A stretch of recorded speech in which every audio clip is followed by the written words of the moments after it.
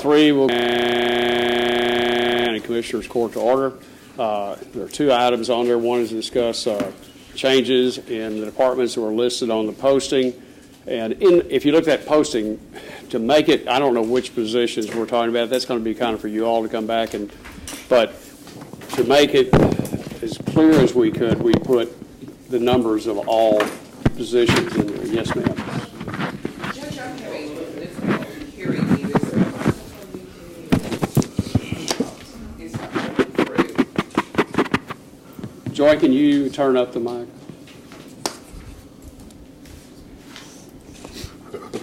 Check, Mark. Good morning. Check. Check, 1, 2, 1, 2.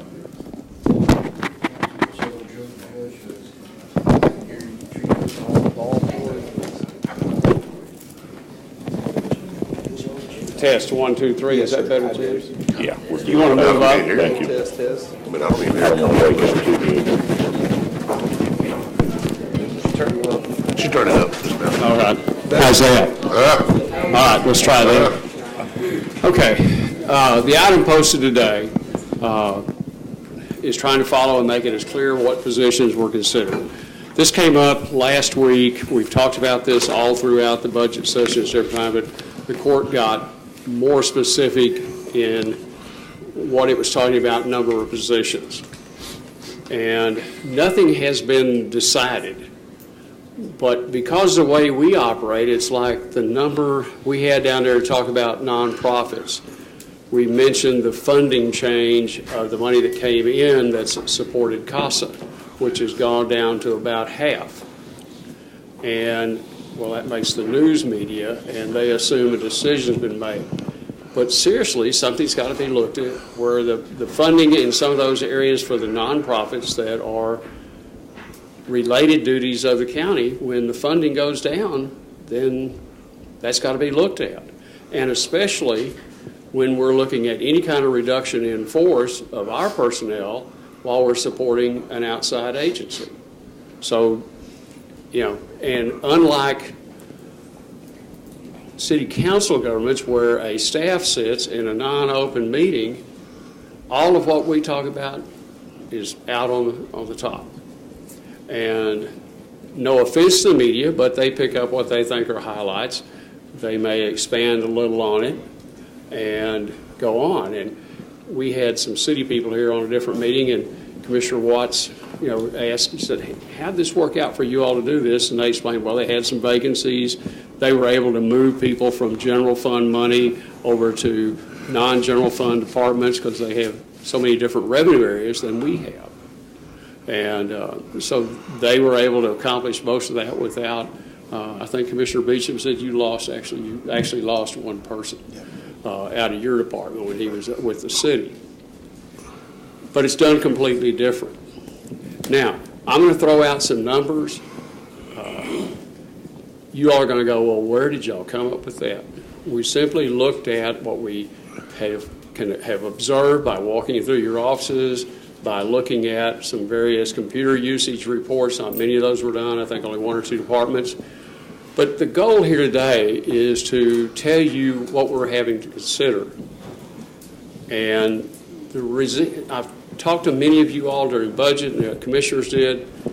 We are facing what many counties our size in Texas are facing. We're over halfway to the constitutional limit. 80 cents is the tax limit. And so we've got to start planning on what happens there. Our health insurance, if we continue the policy of paying 100% for everybody, goes up 5 to this year 8.1% is what they've told us our increase. You think, well, that doesn't sound real big. Well, if you add 8.1% on to $768 a month, all of a sudden you're talking $60 per month per person receiving health insurance. That becomes a significant amount of money. We have asked them to give us some alternative plans that might allow the employee to select different. We do what many of the counties are doing now. They're paying a certain amount of money. You can select health insurance that costs that much, costs more, or costs less, depending on what you want. None of that's been decided. We're asking Texas Association of Counties to bring that information back to us.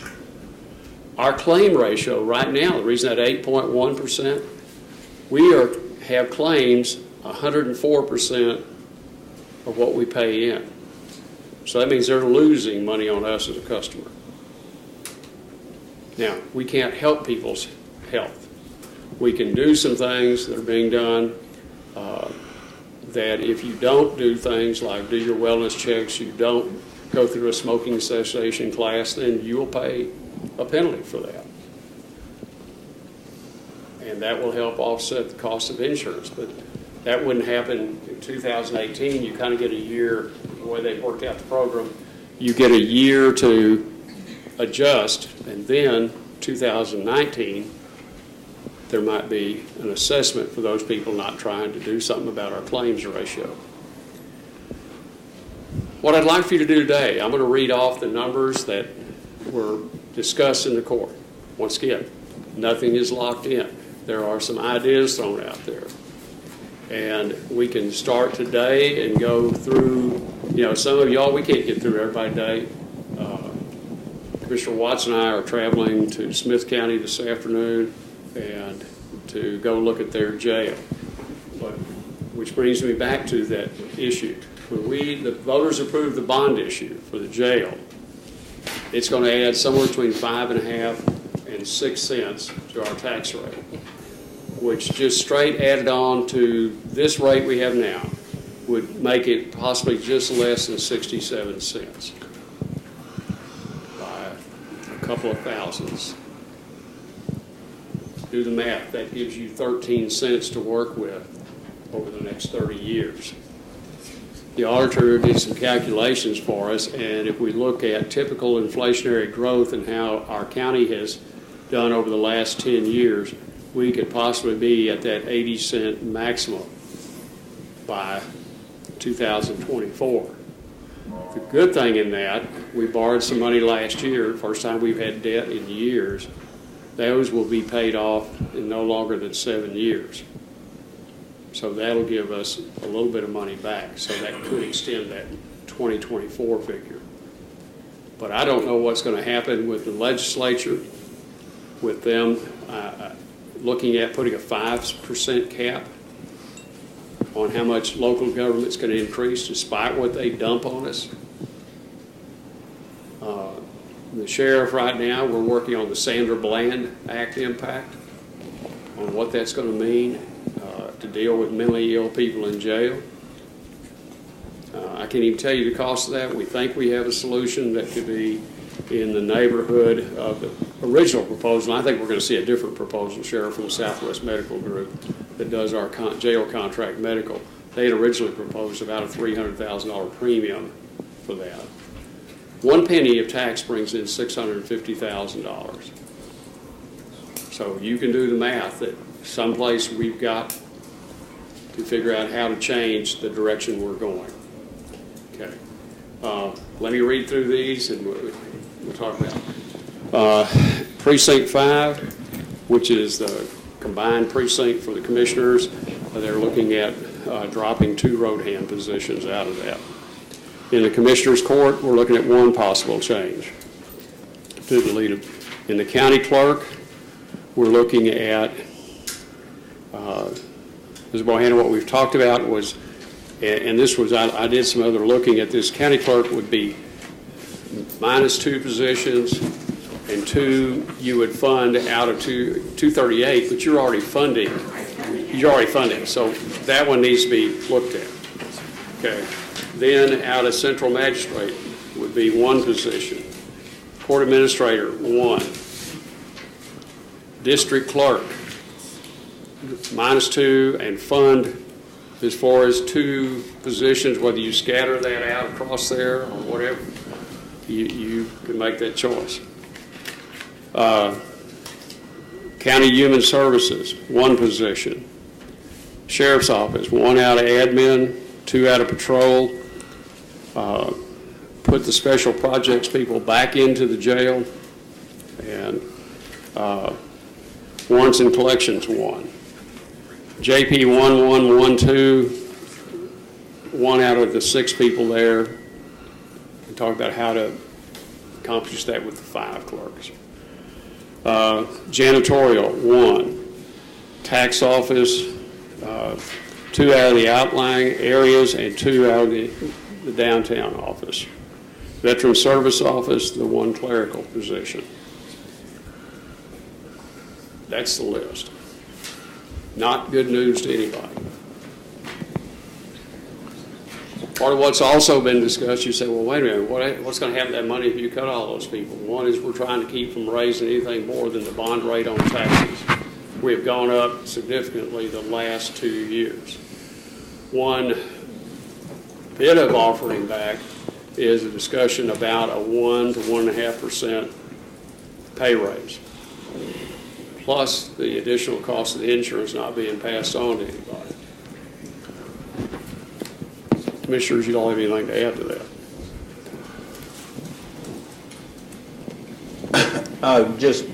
All that I'd like to say is that the health insurance, so we're clear, that cost to the county is in addition to what we already pay, an additional $376,000 as it stands. So 1/2 of 1 cent easily That's the increase, not the price. That's the increase consumed by what we have in health insurance.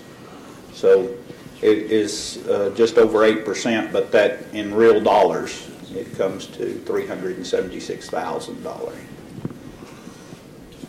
Judge, I think the one thing to mention, and I've thought a lot about this over the last few days, we talk about the 80-cent maximum taxable amount. Does anybody in this room want to be at 80 cents? Leaves you no room for a disaster, no room for anything out of the ordinary. I don't think 80 cents is the limit for us. Leaves me where I can't take my family on vacation, spending all my money on taxes. My point is, we talk about reaching the 80-cent limit by 2025. I think that the time is much quicker than that, and I think the real limit for this county that I would feel comfortable with, to leave room for those things that we're going to face that we don't expect, don't even know about, is more than the 75-cent range. I don't want to get to 80 cents. You get to 80 cents, you're done. You can't, we get an F5 tornado through here, we have no way to compensate for it. And I think the 80 is just, it's out there, it's an arbitrary figure. I think for Wichita County, 80 cents is not the number. That's my opinion. So that puts us there much, much sooner than 2024, 2025. It puts us there in the next, 3 or 4 years. And that's why we're having this discussion today. Well, just in another part of reality of that, FEMA has set the new minimum for the state of Texas can receive any federal funding on a disaster is now at $35 million. They have assigned each county a value, but it doesn't matter. The state's not going to throw any money in. We will have to absorb whatever damage there is to public facilities, debris removal, all those kind of things in a flood or in a disaster if the state doesn't hit the $35 million. And that keeps creeping up by population. So next time they do a census, Texas is going to go up. And yet we have more disasters than any other state. Floods, tornadoes, hurricanes, and wildfire, hail. It's all there. There's no consideration for that, and the state does not budget money to help us on that.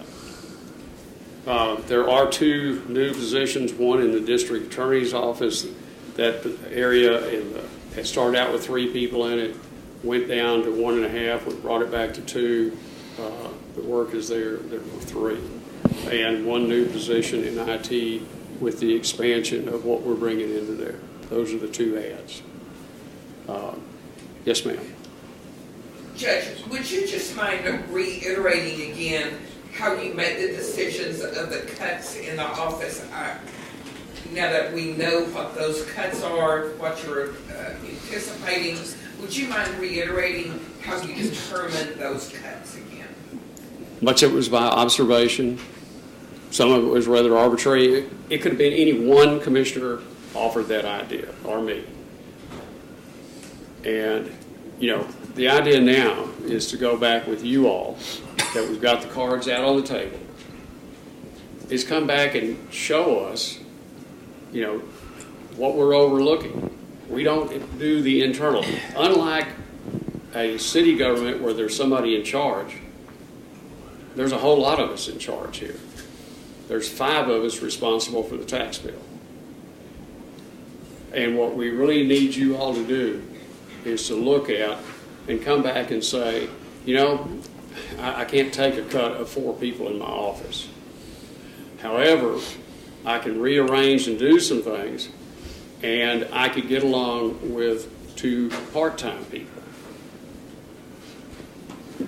The advantage to part-time people is you're going to save that $800 a month on health insurance. So the idea is, how can we produce savings? And we're looking for alternatives. I mean, we are. We're looking for suggestions and alternatives. We know what the goal is, how we're going to get there.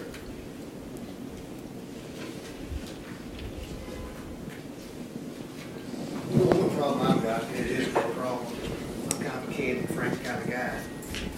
I'm over here in May and I turn in my budget.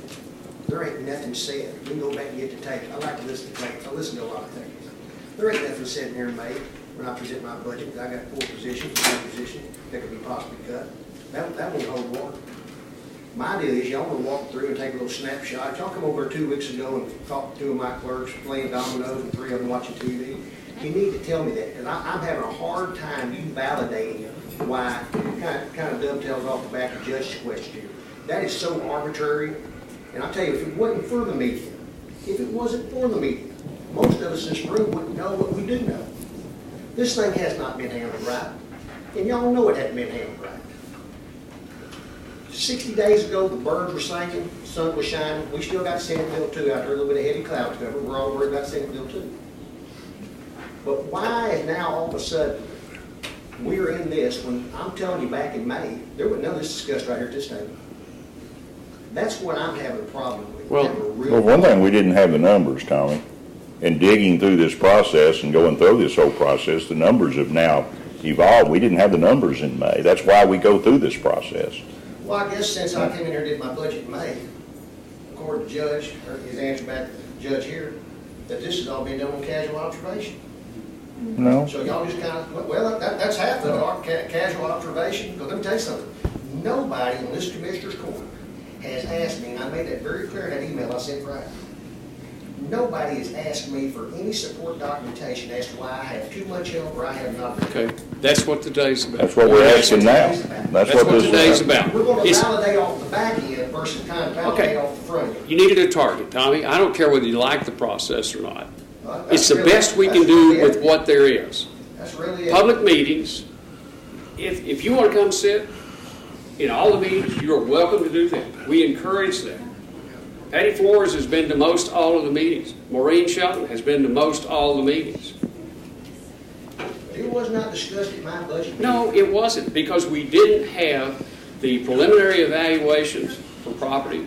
We didn't have the figures for sure on what we're doing on the jail bond, and we still don't. So we go through that process. We've hit one that we're going to use because we had to have that. It worked off the architect's estimate. We're trying to bring that down. I don't think it's half right. Okay, you're more than welcome to your opinion. Okay, I mean, this ain't nothing abrasive, but I'm telling you from a very candid standpoint, it hasn't been handled right. And that's how I feel about it. I mean, I agree. I think that y'all should have approached us before it went out in the news media. We can't do it that way. Well, but, I mean, you're throwing our employees are looking at us like, we heard the news, I'm getting fired, or somebody's getting laid off. That's kind of hard for me to explain to them when, you hear the news first. We didn't know about it. I mean, Okay. I'm sorry, but Okay, that's what Lori, it is. we try to work this in the Open Meetings Act. And that's why we can't sit down, 2 of us at a time, and say, oh, it's not 3, and 2 here agree, 2 there agree, and come out and we're going to send you. This only We came to understand head. that, but, it would have been nice to cut a little bit of a heads up. Hey, you knew this was coming up. You could have said, hey, you're not going to look at this. I can honestly say, Judge, you've been in my office. You've walked through my office. Commissioners know don't take this personally, but I've not seen one of y'all walk through my office. Mark's been in there. When have you been in there? When you first started? I actually go back to Penny a lot, but I'm in your office The penny. a lot. Well, it's a lot, Hey, several you can't times. say a lot, Well, I just did. because you don't, are you in there a lot? Are you in there a little bit? I'm in there a little bit, a lot. But at the end of the day, whether you have this discussion in July or have it in May, it's the same challenge. That doesn't change anything. This is not good news. It's not good for any of us. There is no time that this would have been a cheerful discussion. But through the process of this budget, crunching out the numbers and finally coming to something we know we've got to work with, now we start this process, try to make a decision. We can't help what the news media releases. We're bound to open meetings, Meredith, are we not? I mean, we've got to do it that way. We don't have that option to meet behind closed doors. It has to be presented to the public. Did you want to read it on the front page paper? No, I didn't. Well, I didn't either. On the front page. I didn't want to either, but I did. But I didn't write it, you know. Question, how do you decide when it's a small office like the central magistrates to reduce it 25%? I mean, that, just go through there and just say we're going to cut every office. But when you reduce it 25%, that's a big, I mean, between my office is small, central magistrates, that's a big cut. So, I mean, you're just looking at taking okay, we'll just cut every office at least one. But look at the percentage of what that's going to do to my office in central magistrates. That's 25% you're cutting. Realize that you and I talked last week about that. I want you to put together the things you told me and bring those back to the court. I think you gave me some valid answers. Like I say, You suggest also about coming down here. I mean, when I could come down here and sit for 3 or 4 hours and see what's going on. A lot of mine is like, for this comes from the newspaper, from the year, talking to you individually, finding out.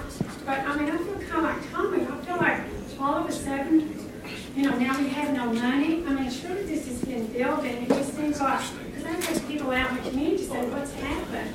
And so, you know, it's just hard to all of a sudden, you know, we don't Okay. have money. in the budget discussion, Mitzi, we told everybody, you know, a lot of you didn't even know what the tax rate was, or you didn't know the 80-cent cap. No, I have knew it. that when the election came up for the jail. I mean, I was concerned about that. So, I'm not saying we didn't need a new jail. Okay. That's a fact. But the only process I know to legally present you that, as soon as that was brought up last week, then we put out the notice. The media's sitting here. They're going to put that out. That's news. We cannot do that as in a city, county, or city organized form of government. It doesn't happen that way. And Tommy, I said that a while ago, and I didn't say it the way I meant it. I agree with you. I don't like the process. I don't know what makes it any different. It happens that way. It's an open public meeting. The ideas come forth. There was no consensus. Like I say, any member of the court could propose that for whatever reason they have. My job then was to convey to you all what was going on and send you out, tell us to discuss it. Then get the list together for what they had to do it.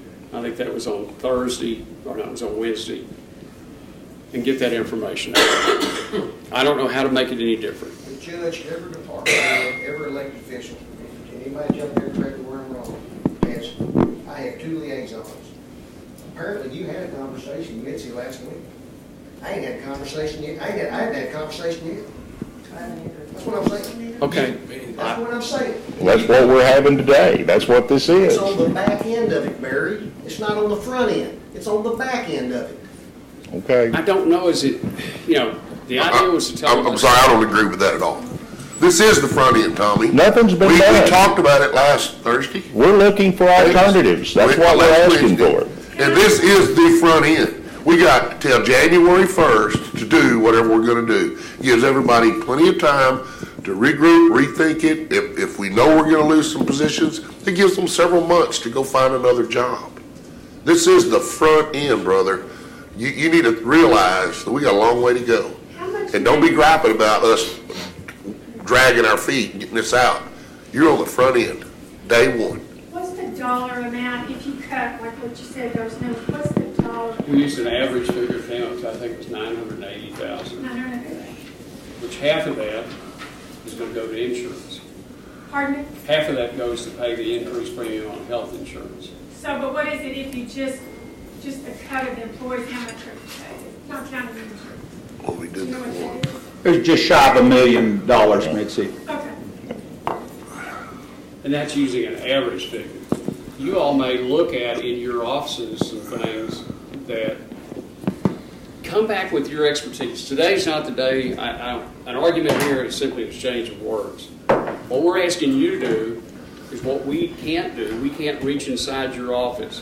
You decide. We simply set numbers. Guide us for a better way to do that. Mr. Crutchfield? Judge, I'm one of the offices that's requested another position. I tell you right now, we'll take that off the table, and we can reevaluate things in the IT department. I'm not going to request an additional person while my coworkers are in fear of losing their job. So. Okay. That's exactly what we're looking for, Yeah. I'm not going to do is that. alternatives. There's other things we can do. I got a good crew. I would like to, as far as pay raises, I'd like to get CJ up where he's exempt as well, so that when Odyssey comes online, we're not worried about overtime and how many hours we work in and things like that. But as far as another position, no, sir. Okay. But we could move forward without having this discussion into next year. And it's going to get tougher the further down the road you go. It's coming. It's coming. We don't have the ability to continue the rate of growth we've got in Wichita County. We can't support it. So we're going to deal with it now, work it through, come up with the right alternatives to where we can function as a government body, or we're going to run into the wall and do it in a panic mode. I'd rather do it now, get it on the table, discuss it, make a long-range plan, and have something that'll work. And I think we owe that to the taxpayers of Wichita County. We've got to, that's who we work for. It's who we all work for. And we've got to be responsible to them. Judge, Yes, you're ma'am. president of the county judges throughout the state of Texas. We are not the only county dealing with this issue. What are the other counties doing with the issue? What are you seeing around the state? There's 20 counties. I asked them to run some information. There are 20 counties that are above 75 cents.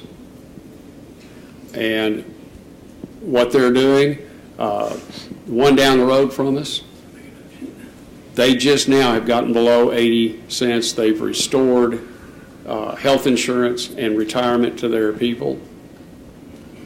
Restored it? Restored it. In other words, it was gone. It was gone. And What county was that, Judge? Kroll, not county, but Kroll. Ford County. Ford County. Ford? Yeah. They have cut personnel. They have done all those things they can do. They've combined offices. They've done different things to, I just asked, I asked the judge, I said, Mark, how'd you do this? He said it was tough. But they changed things from how they always did them to how they're doing them now. This is not easy on anybody, Judge. But as a department head, as an office holder, we are as responsible for the tax money as you are. You're the one that does the bottom line. But we as office holders, we need some guidelines. If other counties have reduced, we want insurance for our employees. We want retirement. So, but we need we need help so that we can help you. I don't think there is an office holder in Wichita County that doesn't think about the other offices. But you just giving us a flat line without any education at all makes it a little difficult for us. We'll appreciate any education, and maybe we need to have meetings. Maybe we need to look at it. Maybe we need to go to those other counties. We can help you if you will allow us to help. We're asking you right now to help us with this determination. No one knows your office better than you do. I don't think you understand what I'm saying. Well, I think I do, but You can call your colleagues, see who that is. If you want to, ask them what they've done. But you're not going to call the Taylors, the Smiths, the counties that are growing. That's part of our problem with the legislature. Senate Bill 2 is not dead. I've talked to Senator Estes, who's going to be the author of the Senate Bill 2 version. And he pretty well thinks he's going to get his marching orders from the Lieutenant Governor. And we know where that's going to be. That is not going to be a friend to local government. Well, it'll make the situation worse, Judge. Yeah. It'll speed up the process. Well, because they're putting the cap on, that'll cost you an election. But what they're not allowing for, when they talk about the other plan is coming from James Frank, to do something based on population growth and CPI, to my knowledge, none of the costs we incur that grow are covered in CPI. It was geared towards family consumers, not towards jails, not towards business. You know, we're not going to see the growth that can happen to us there. It doesn't allow for the increase in health insurance. That's not considered in that. The problem with this is if we do nothing and we have static budgets from every department for the next 5 years, we're still in trouble. That won't solve the problem because of increase in health care, increase in utilities. What does Encore want, like a 10 or 11% increase? Everything we do is going to cost money. If we never give anybody a raise, if we never hire another person, if we never buy another vehicle, if we do no improvements, if we don't repair the buildings, keep the air conditioners working, we're going to be in trouble just because of the inflationary spiral. It's going to eat us if we do nothing. And that's why we've got to take action and regroup, and we need you guys to help us. That's what we're trying to do, is get you on board. I envision us sitting down one-on-one and going over this stuff. That's what this meeting is for today. Work it out. Mr. Hernandez? Judge, Commissioners, I come in here with a bended knee. When y'all are talking about cutting this and cutting that, it's not about the jail that I'm going to be speaking about. It's not the asphalt. It's not the rock. It's not the county clerk. It's not the great indigent health people that we have. It's about the veterans that I hear in the community, and I hear a lot in the trenches. And I come to you as a veteran. I come to you as a combat veteran and a Vietnam veteran and a taxpayer. And I wish there was more media that we could get out and get. I wish that we could hold this meeting in impact. But here's where it comes from. When you start cutting budgets, they tell me, my veterans are alarmed. They said, I'm going to give you a piece of good news after this, okay? But they come to me in the trenches and they call these people, these service officers, hey, what's it going to do to us, to the veterans community? I'm not telling them the little white lie, just tell them this. It's going to get better. It's going to get better. And Jeff, you know, as we speak, the veterans community is a high percentage of what we're talking about here. They're taxpayers. And they deserve more information, the correct information. This hidden stuff, but I hear, this is in the trenches now. As I look around, there's a bunch of y'all that have been in the service. And then you hear this rumor. So they have asked me to say, hey, look, don't cut. And I said, well. They also say, don't raise my taxes. And many of us are getting deferred taxes or don't have to pay them because of the level of disability. When the tax rolls were changed by 100% veterans, yes, sir, not having to pay any property taxes, our revenue went down $100,000. But it came back up in our figures on the okay. Correct, there, but that doesn't go into the county's coffers to pay bills.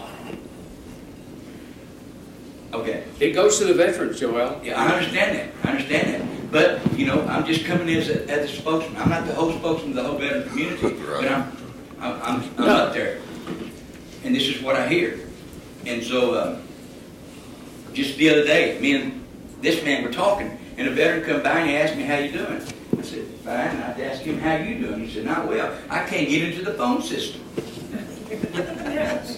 I can't, you know, and this is what I hear. It's very, and you know, I said, well, fix it.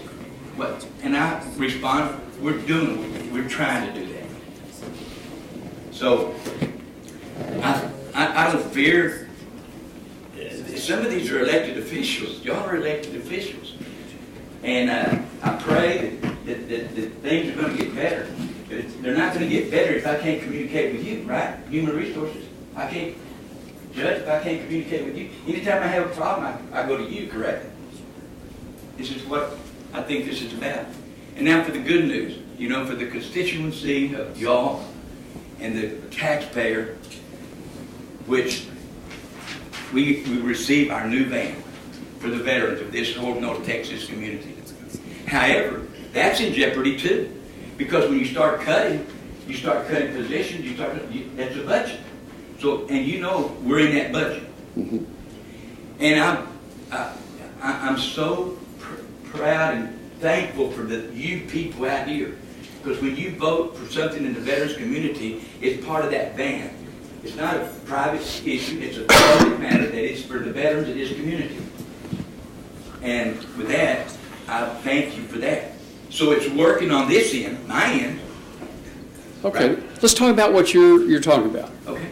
Okay, what would be the chance of, Mandy, don't kill yourself on this statement. Okay, let's say we do away with the receptionist position in the Veterans Office. Okay. Okay, what about volunteers? Could we have a volunteer that person, they come in, we train them? We have service officers in each service organization. Many of our veterans retired, but at least they can answer the phone. They can keep track of people coming to the office. But what I don't know right now, and I haven't gotten a straight answer yet from Texas Veterans Commission. Yes, sir. We're going to lose those 2 state officers probably within a year to retirement. September. Yeah. Okay, that's within a year. Yeah, so okay. It's going to. But I've heard nothing about them replacing them. And right now they can't replace them because the governor has a freeze on filling state positions. Yeah? Great point. So. Great point. Mark, you're the newest one. You don't know nothing about sometimes of the veterans issue unless you communicate with this. Right. Okay. Your answer to this, ladies and gentlemen, the answer to this, it can't be done by volunteer because somebody like me, you can already hear my tone of voice.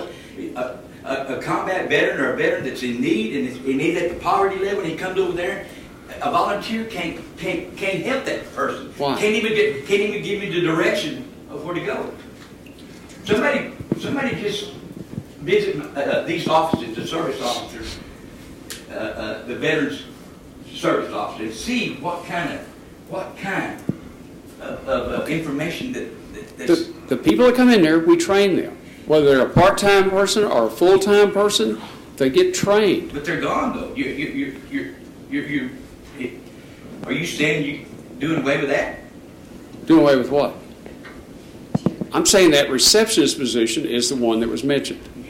Okay. Okay. But I think just the basics, instead of no one being there, we might be able to either use a part-time people that cost less, or we might be able to get volunteers to help out on that.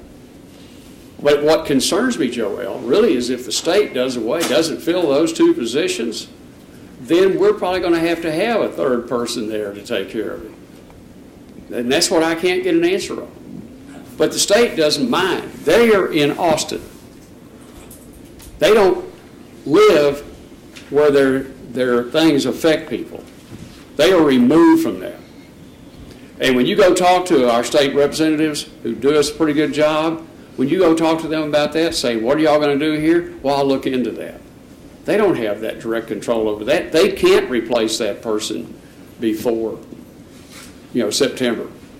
Joel, this isn't a discussion about need. It's not a discussion about services provided. It's not a discussion about what we'd like to offer. It's about writing the check. If you don't have the money in the bank to cover the check, Very true. nobody's going to hang around very long if they don't get their paycheck on Friday.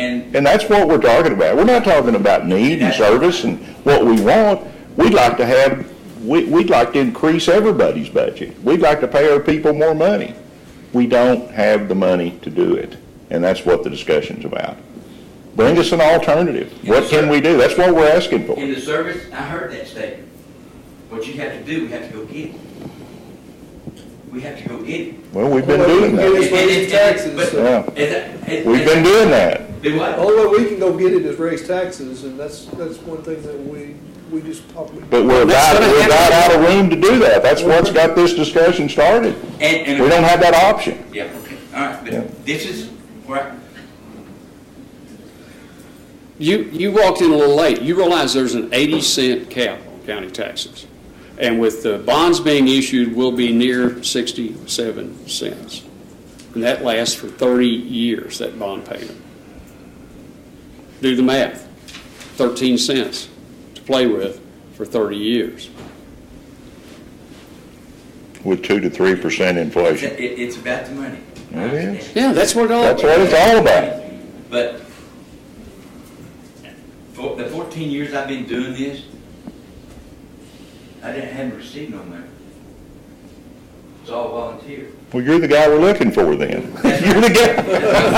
Okay? Well, let me into these meetings.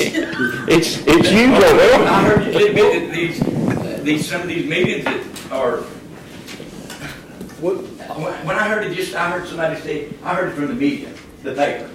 They do, because these are open meetings. That's what's required by law. We can't go talk one-on-one. Anyway, once again, I commend y'all and you because the new van is here, and that's to transport these veterans to Oklahoma City that we've been doing for 14 years, 1 to 5 veterans at a time.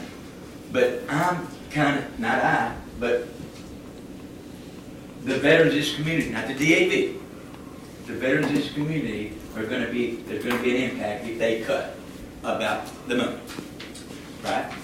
I'm in that budget. It might slow down the process a little. I don't see that particularly. That only comes up every 3 years, right? We may need that on Fridays to transport prisoners with, Joel, by the way. So keep it full of gas. But like I say, if I didn't come here today, well then what's veteran number 2 or veteran number 3 going to say, well, you didn't go over there and not speak for us, but just speak and say something about it. A high percentage of y'all know what I'm talking about this ban? Joel? Yes, ma'am. Sadly enough, we're here because we're about to lose our jobs with our That's staff. correct. So could we get back to that? We appreciate your passion. We appreciate your passion. If somebody comes to your office, We appreciate your passion. I do too. Yeah. Thanks. But She the didn't bottom- mention contempt, so you're ahead so far. But the bottom line is, this is not the end of the discussion, folks. This is the beginning of the discussion. I mean, that's what I'm hearing from people is, well, we weren't included. This is it. This is the beginning of the discussion. The budget's not finalized. Tax rate's not set. This is the numbers we've come up with, and now we've got to try to find a solution to the challenge that's on the table. That's what this is about. And we're ready for alternatives from any direction.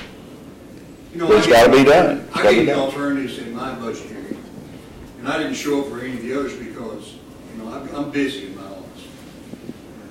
And I figure everybody else is looking after their own office, and that's part of it. But my alternatives to you were, first of all, we collect and do all the work for fees and fines in the county. There's 254 counties, and the judge is presiding over all those counties. And we send the state of Texas 95% of the money we collect. Now, to be more of a righteous payout, if we could lobby to get 15% of that money, that would increase our income.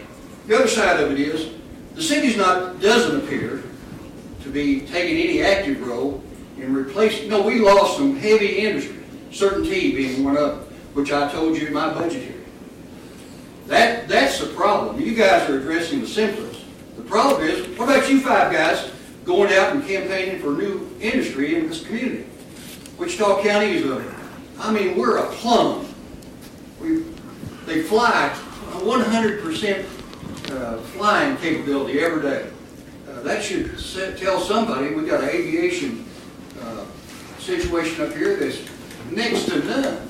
Let me ask you, I what disagree is, with you. I think it's a good idea that we all campaign, but I think that's all of our elected officials, not just the 5 of us up here. I think it's all of our job to promote this. Well, I'm not here to be argumentative. You asked for alternatives. We need to replace certain people. We do. I don't that's the big And that problem one here. thing, if you 5 of y'all went somewhere and campaigned for some large corporation, my gosh, what an impressive deal that would be. well, 5 of us can't do it by the law.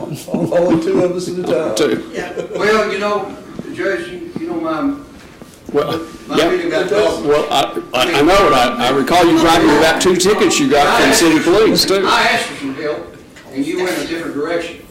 And so, I'll tell you what, we can't afford to lose experienced help.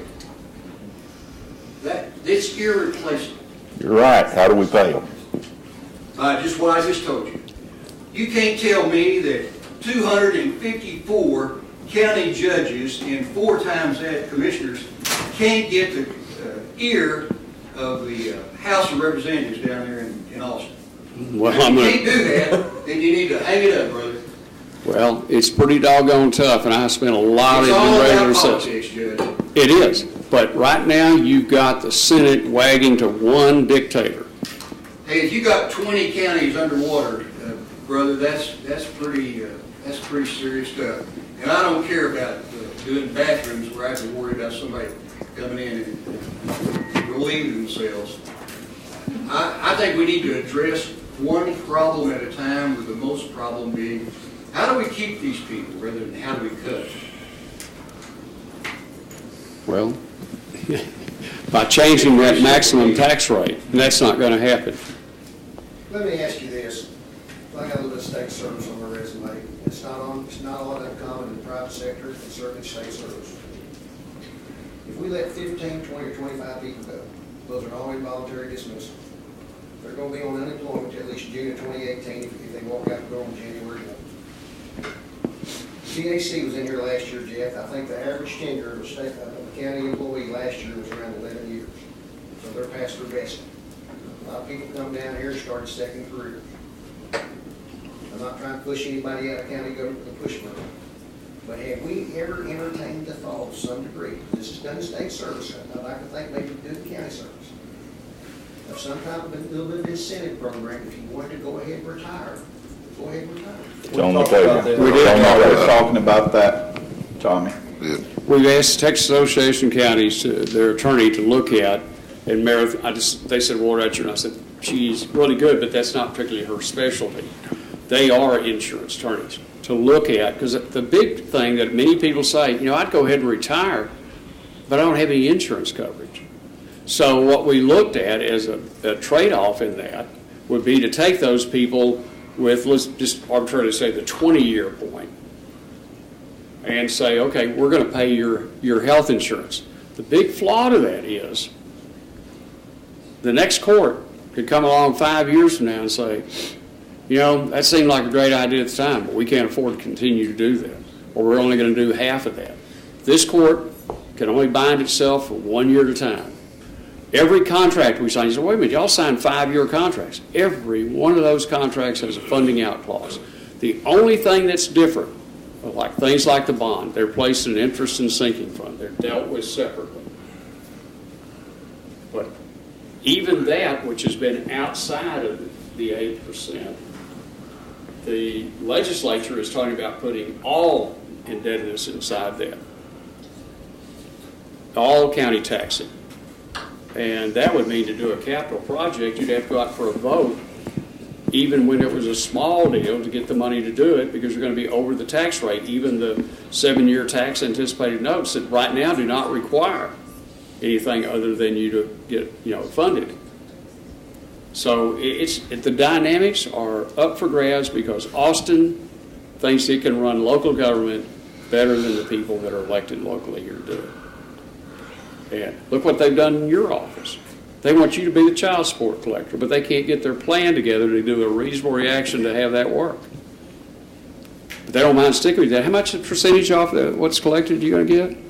None. How much grief are you going to take? Lots. All of it. Tommy, that's on the table. Well, Barry, it's done quite frequently in Yeah. civil service, and here's the deal. I mean, like I said, it's not like taking a push broom and trying to push somebody out of county service. But the thing is, if you've got some people out there that could retire, Jeff, that had just a slight amount of time to bridge them to where they want to be, and if you can make it worth their while to go, either you lose that position at all, or in the private sector, a lot of times what's done is that you've got someone maxed out at the salary range, you offer a retirement package, and you bring somebody at an entry-level wage, then you've got a savings from the entry level to the maximum. Well, I'm not even going to go down that road, but I'm just saying, I think county government as a whole, the audience here, our county family, and the public, if we end up having to go down this road with these type of cuts, we need to try to do it as fairly as possible and as gently as possible. But we're talking about people's livelihoods. There's people that come down here, and here's the deal. Nobody wants to lose a good hand. In a perfect world, I think we all got great staff. We've got 499 of us, I think, I got the numbers from the treasurer's office, that make up county government. This is very ugly. And I'll tell you, Barry, I mean, and I say this in all respect to David, because me and David had some county conversations. I mean, don't get me, we need a new jail. I'm going to tell you, we need a new jail at least 10 years ago, and if not longer. And that's the will of the voters, and you've got to respect that on any given set of circumstances. So I don't want them to keep parking this red car in David's backyard about a county jail. If that jail was worn out from the inside out, just like we've got some buildings that are worn out from the inside out. We didn't get in this situation overnight, Barry, and you're right, but here's the deal, it's like what the judge said. Apparently, and I talked to Barry about this other day. Me and Mark come from city government. Apparently, county government, this may end up taking the oxygen out of the room here in just a second. In county government, we have no strategic plan. A county judge, Judge Dawson, just said, we can't plan for any more than a year in advance, okay? So every year, we get out the duct tape and the baling wire, and we kind of hold county government together to the next budget season. So here's my deal. If we make 15 or 20, 25 cuts this year, we all know the chickens are going to come home to roost next year on the Affordable Health Care Act, 2018. You think this 8.1% we got this year in health care or something, you ain't seen nothing if we don't get something done up there in Washington, okay? Where are we at next year? We all in here again saying, Tommy, can you lose 2 more? Judge Sons, can you lose me? We're on a very slippery slope here because we're actually doing this year for year. And I agree we need to be looking long term, but the problem is we can't look long term just on the basis of what Judge Dawson said. Well, this is a hell of a fix to be in. And Tommy, it is a fix. Yeah, we recognize the problem. What's the solution? Well, I don't know that. I really don't know if this is a solution, but I will tell you, we owe it to our county staff, our department heads, our elected officials, to try to handle this as fairly and equitable as possible. This is a lot of good staff. I mean, y'all, and don't get me wrong, y'all got some of y'all's hands on here. Y'all stand to probably lose some good people too. Yeah. It'd be a perfect world if you turned, everybody looked at me or David or Derek and said, hey, you gotta let 4 go. But make sure those 4 you let go are not your best. They can be the ones that's performing down here at this level. The problem is you end up at times being put in a set of circumstances where you're having to let good help go. And that's like that Hallmark card. That's the gift that keeps giving. Because we all want to retain what? We all want to retain good staff. Well, hopefully that's all you have. Well, I mean, I've got staff. Yeah, and we do too. Yeah, that's what I'm saying. You cut one, you're gonna cut deep. I mean, that's the nature of the beast. Once again, we don't have the money to pay them. What's the answer? And then when It's not about need, it's not about performance, it's about writing the check. Ms. Flores? I'm surprised at who's not on this list, and I'm surprised at the elected offices that are on here. We're mandated what duties we have to perform. And if you cut staff, what mandated duty do you not want us to perform? Well, we have to. You have to. So there's other things we can cut, and the biggest thing in my office I can cut, which you're not gonna like, the biggest, longest process in my office is AG billing. We bring in roughly $240,000 a year. If we cut that, that means no monthly reports, all the bills and costs. It would decrease I do a lot of work on that. My finance person does a lot of work on that, and my AG person. Well, I'd suggest you don't lose revenue because the problem gets worse. That is the biggest thing that Okay. takes so much time in the office. That is one thing I can cut. That's not mandatory. What mandatory job do you want me to not do? You gotta do it. You have to do it. OCA report, have to have it done within You gotta do 15 it. days. You gotta do it. EDRs have to have that done. You have to do it. What? What can I cut besides the You can't cut anything. AG? You can't cut Why anything. can cut the AG bill? Well, that wouldn't be a good move. Wouldn't be smart. $40,000. That wouldn't be smart. That'd be shooting yourself in the foot. Why not? Makes it worse. But that's not mandated. There's not much else that's in my office that's not mandated Okay. that I do. You have to figure out how to do all your work with less people. That's the bottom line. You have to do You're all seeing your it, work. you're seeing it in private industry every day. We've been seeing it for the What last exempts 5 to 10 us? What years. exempts us I from don't that think situation? private industry is mandated by the state to do. No, but private industry is mandated to continue to make a profit when the profits are less. I mean, we got to do the work. Taxpayers demand that we do the work, that we provide the services. We just got to do it with less money. I wish we could wave a magic wand or everybody take a pill and this would go away, but it won't. You think we hadn't struggled with this, guys? You think we wanted to come in here this morning and tell everybody? We've got a great staff in Wichita County. That's not the question. That's not the discussion. Discussion is how do we pay for it? And we're running out of our ability to continue down the road we're continuing. Not by choice, but by mandate. We're mandated to do the same things you're talking about, Patty. We're mandated to operate this county. There are offices that aren't on this list that aren't mandated by the state of Texas. Bring them to us. What? Auditor. Wrong. Wrong. The auditor, we do not set the auditor's office. You're in control. The judges, district judges set their salary, but you oversee them. No, we do not. Well, who does? The district District judges. judges. I went to the district judge. Well, and they denied Had that. that problem. Well- When I couldn't get my money back from them, I went to the district judges for their help. They said, oh, no, we have nothing to do with the auditor except to set their salaries. That's what the commissioners for. Came to you Not when we with. finally got it settled and we finally got the money Yeah. back. Okay, but we do not at all. In fact, it's quite the opposite. The auditor's office was established constitutionally to look over the commissioner's court and to make sure that the spending we did was in line with our budget. And the law. And that used to be, when I first started here in 1981, that was a staff of, I believe, 8 people. The auditor was Cliff Hagstrom, who made less than elected officials, and now the auditor makes $40,000 more than elected officials. Plus, she has a staff of, Tommy said 17, but I thought it was 15. It is 17, okay. Total, yeah. So it went from this itty bitty office to more than almost, well, it has doubled. Well, okay. My Our office budget has not went doubled. from about 32 million to nearly 60 million. Grants have increased. All those things that have to be accounted for and done by the auditor's office have grown. And nothing in my office has grown. I understand that. Tommy, you Well, don't have a- your report to us had your numbers down in some areas. In some areas, Yeah. and then it made up for it in the other areas that Okay. went up. Plus, you're not talking, that's a Okay. glimpse. What I do for you yearly is a glimpse. It doesn't include extras, it doesn't include any of the financial stuff on that report. It doesn't include any of the extra business Okay. that we do. That's just a glimpse of what my office does. So I've never what's seen the a answer? glimpse on it, Yeah. but. What's the answer? That's what we're looking for. We recognize the problem.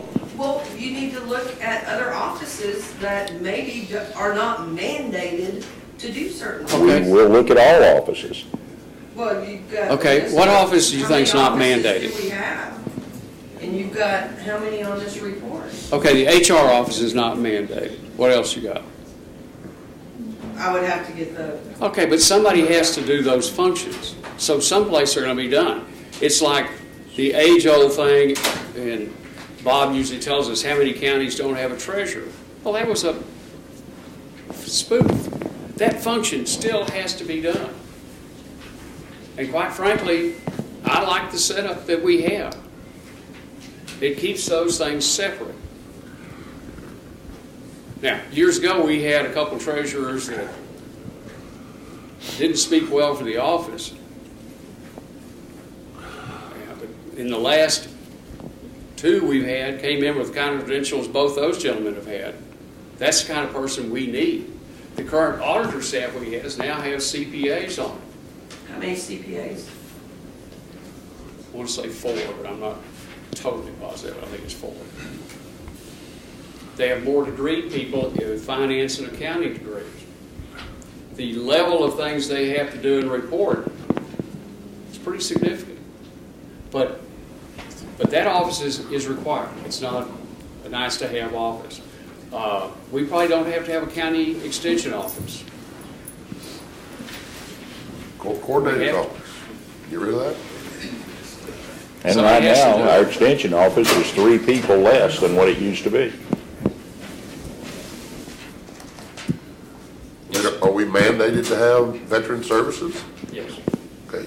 Are we mandated to have court administrator?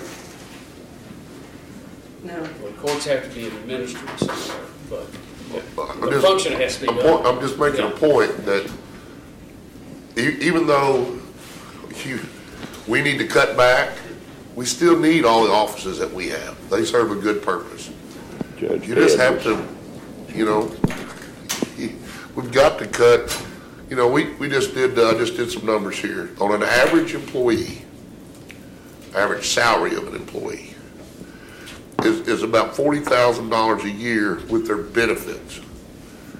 And what we outlined here, I think we talked about 27 reductions. That's $1,080,000. And you can't tell me, where Judge Suggs goes, you can't tell me, Tommy, that if you lose 2 people out of your office, that you won't still get your work done. You can't tell me that if you lose 2 people out of your office, you still won't get your work done. Patty? Yes, I can tell you that. We will have to cut. Well, you don't want to see the reports that we saw, okay? You don't want to see that. I'm just telling you. We got to get rid of the cable bill. We don't have cable, we don't need TV. We got to make some cuts, guys. You have to help us figure out how to do it. We're not the bad guy. We're not up here. We don't hate your people. We don't hate your office. Then why did you single out these offices and the other offices aren't on it?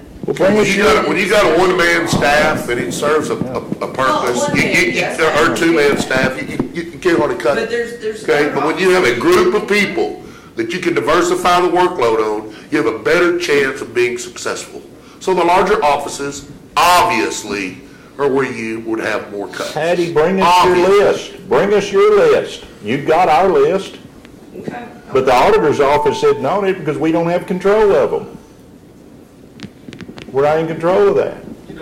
That's not what I've heard. Well, that's, Let me I mean, that's the way it is. Judge, you're not in control of the auditor's salaries. Who's in control of the auditor's staffing? The district judges. Staffing and salary. The district judges approve the salaries and they approve the appointed assistant auditors. Is that her own office? Yeah. That's, well, no, that's questionable. In some years, the district judges have entered an order only approving 7 of the positions, and in other years, they've approved all 17. So it depends on what an assistant auditor under the statute means, and that's not been done. Mr. Gregg? I'd like to respond both to Commissioner Mahler and also just a little caveat off what you just said, Commissioner Harmon. One of the things that I said during my budget presentation was that I think that the budget of Wichita County is much, much more than the salaries of the people who are working here. I don't know what the proposed salary for this year, but we talked when I presented my budget, is it around 60 million a year, Judge? The budget, it's gross budget. Was the total budget 60 million a year? How many of you, okay, we said this morning, that the budget cuts for the 22 people or whatever is a little shorter than $1 million a year. If you had a $60 million budget and you save 2% every year, wouldn't that be like $1.2 million? Isn't that more than what we've been asked to cut people? How many here don't think that our commissioners court, our department heads, and everybody has the authority to spend money can't save 2% every year? I don't know about y'all, but when you look at the commissioner's court agenda every week and whatever, some of the things that we spend money on, you can almost compare to a $600 toilet seat.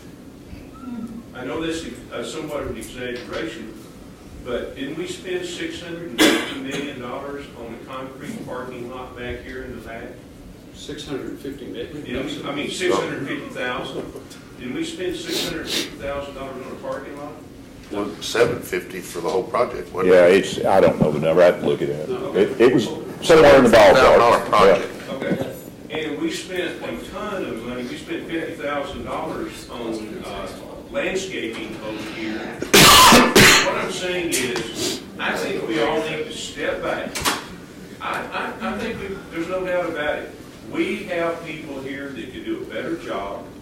We have departments here that could probably operate a little tighter, with a tighter belt. I've tried to do that this year with my department. My budget this year was less than, my total budget was $16,000. I've done everything I can. But I'm just saying, I think we're not seeing the forest for the trees. No, we went through that last year. What's that? We went through that. Last year, we went line by line through every budget. Okay. Okay? We looked at the percentage. You take your budget right now with salaries and benefits, how much of that $115,000 is spent just in those categories? Just on a good portion of it. What good? 80% of it? Oh, I don't have the numbers. But Okay, I'm going to tell you that overall the budget, pretty close. okay, the amount that's in there that you can say, okay, we're going to buy 20 reams of copy paper, we're only going to buy 10. We're going to double side print everything. You can't save, that's not where the money is, Ted. The money is in personnel. I understand that. What that statement means, Judge, is that even if we did as a department, the department had elected officials save as much money as we could, it wouldn't be that significant. But what I'm saying is, and I'm looking back at you, and the question has been asked, what can we do to save money? A penny saved is a penny earned. This don't spend so damn much money. Okay. And that all helps. But, you know, I sent you all a deal to come back with detailed travel requests for next year. Because what has become apparent is, I didn't plan it, but we want to go to South Padre Island's a great conference. We're going to transfer $2,000 out of our maintenance and operating fund from other lines. Commissioner's Court says no, can't do it. Well, unfortunately, we've said too many yeses. Well, okay, but where we're headed, that's $163,000 was the travel last year. But I'm just saying. And when we say no, and you don't get your continuing education units, it's our fault, not your fault, because you didn't plan. We're the buttheads that didn't let you go to school. We are responsible for everything and in charge of nothing. I understand. I don't mean to be controversial and adversarial, but I just think that there you have it. We need to be more cognizant of the money we spend. And we sure do. And some of the things that I can think about, just for example, we argued about asphalt versus concrete out here at the, and we just got through building a $500,000 shooting range. Doesn't this year's asphalt, concrete? What? Well, we argued about on the asphalt versus concrete. So we just built 2 brand new parking lots back here. Okay. Almost $750,000. I think you're wrong on that figure. Need that? Yes. How many people did you want to fall out there in that parking lot? How many people, we already paid about a $70,000 workers' comp case over a slip and fall of somebody stupid enough to step over a cable on the ice and fall down and mess up their one of their arms. Let me ask you this, people that are sitting here listening today, am I totally absurd and off base? No, we spent $47,000 for the trees and landscaping. And you know why, Patty? You have to do that. That wasn't optional. That's another man. That was half of what the other bids had been. We finally went back around and got a different way to do it. Now, let's take a deal on what Ted suggested. Instead of bowing up and saying, hey, we can't do this, the sky's falling. Stop a second and say, okay, if I can save X amount of money off my maintenance and operating expense, you're asking me how, you want to keep those people. How are other ways to go about doing that? When I suggested to you, you try to use some of your record fund, you immediately shook your head no. But maybe you really ought to go back and revisit that. I'm revisiting it, but that money only lasts for so long, and in 2 years, we'll cut off records management. No, I don't think that's been decided. They talked about it. Well, it's going down from 10 to 5. And it's supposed to go down, but that's not. Okay, but. And then we may lose it, and. Okay. And right now, we might get another fee. We're not doing records management because we're fixing to change to a new software company. So I'm not back scanning this stuff to have them transfer it over because we don't even know. Okay, but go back and look. Instead of closing your eyes and beating up, look at what you're doing and say, how can I do this? And maybe we can level this thing out. But we've got to change something in the direction of this ship right now. And no one came in here and said, these cuts, this is it, tough. The deal, we came back to you with a best guess estimate of some place to start. What I'd ask you all to do over the next 2 weeks is to look at your situation. If you've got suggestions countywide, make those, but put your emphasis on what can I or can I not do. But see what you can change in the course of things. And whether it's, if you come up with a few thousand for what Ted's saying, or a few hundred, everything adds together. That's what I say, Judge, you know, to make a point.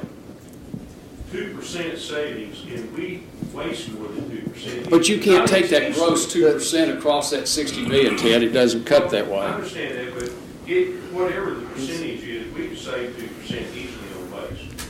How many of you know that we pass a budget that far exceeds our revenue?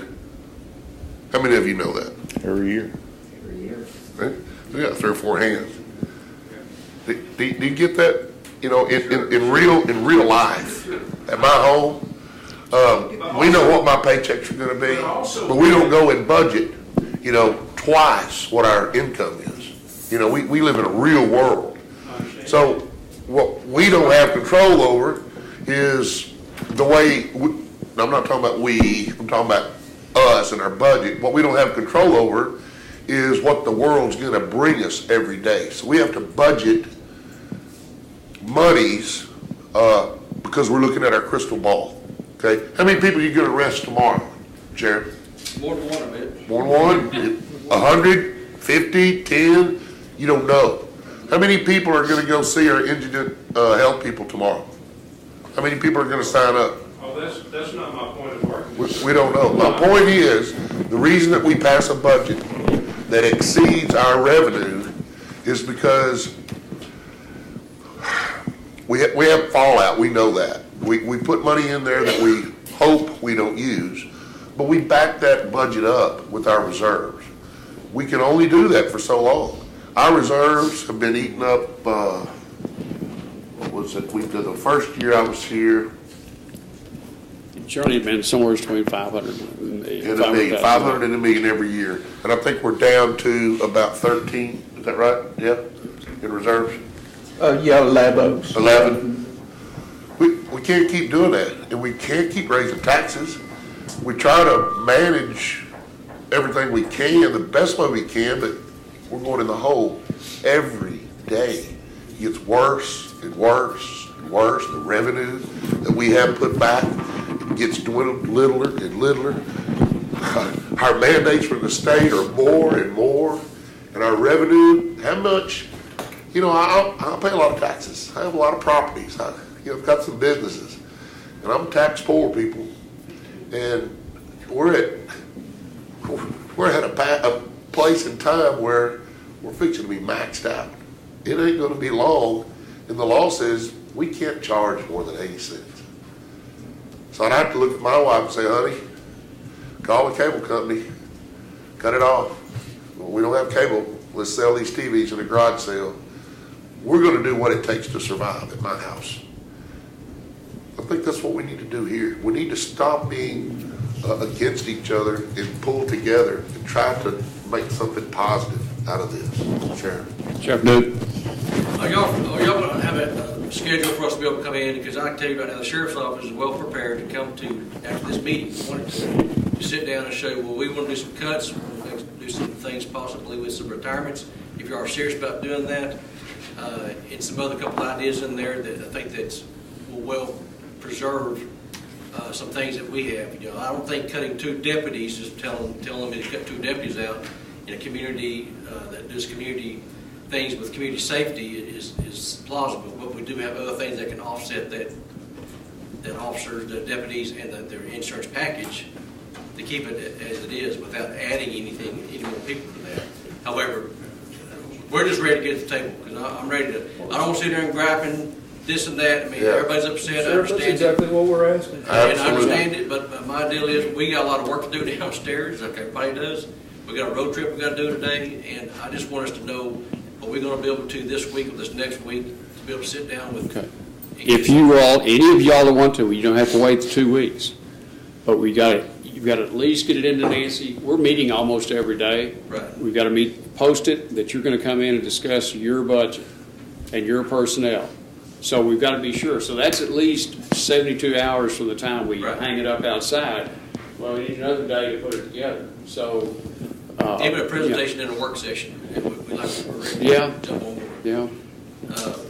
I know that some people are upset, especially all the work sessions, sometimes that we don't get notified, so we, the elected officials, don't know exactly when the work session is, and I know it's posted out front. They're on the website. Yeah, I know that. Well, it's not that easy. Sit at my desk, our desk. I have a hard time keeping up with them. It's not that easy. You know what we can do? We can send them to all of you. Yeah, I don't care. I talked to Nancy the other day about this very issue, and she showed me her emails where she sent them out to all electeds and all appointed. So they're going out.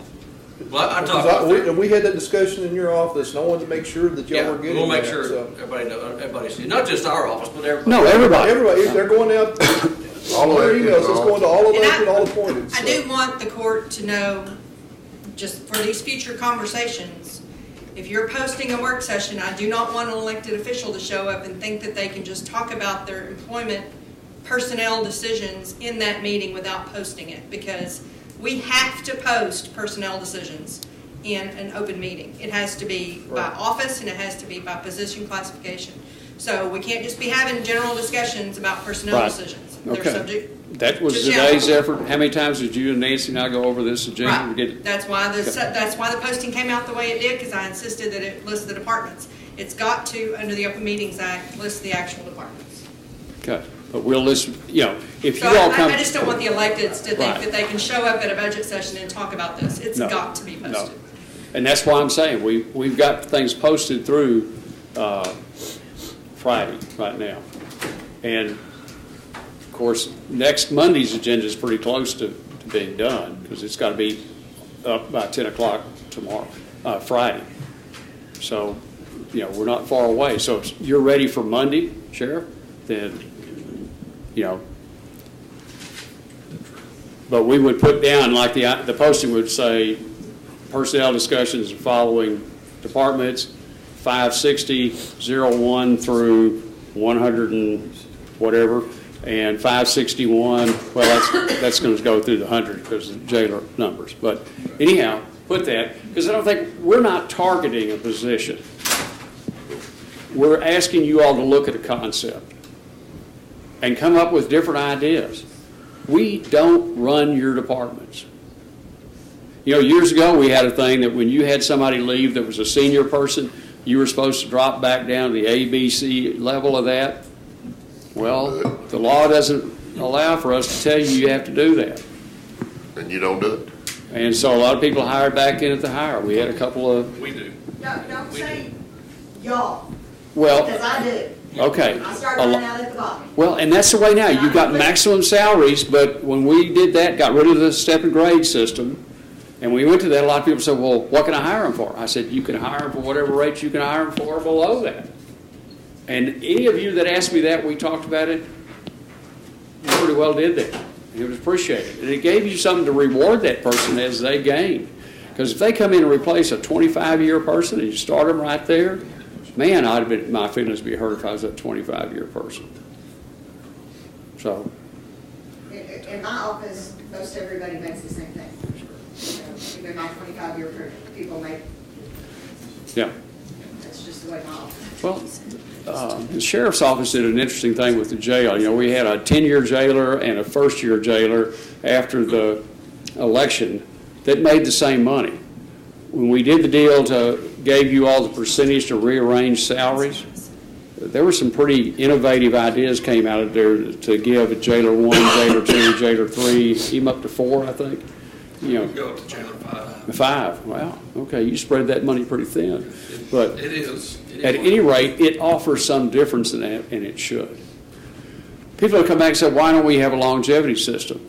Because I think it's unfair to put those things out if the court cannot fund that system. And the history of this court has been, we don't have regular increases because it can't afford them. It doesn't. So it's better to go on the year by year. And Tommy, what you talk about is having a strategic plan. The best and closest we come to that, I lay out those things that the Commissioner's Court has some control over, like construction projects, trying to work with the Permanent Improvement Fund. That was a birth child of Nick Gibson when he was county judge and Willie Wall. We haven't been able to add to that fund in several years. But that's the fund that keeps the things going, like your office remodel, Patty's office remodel, did Lori's, those kind of things. I appreciate it very much.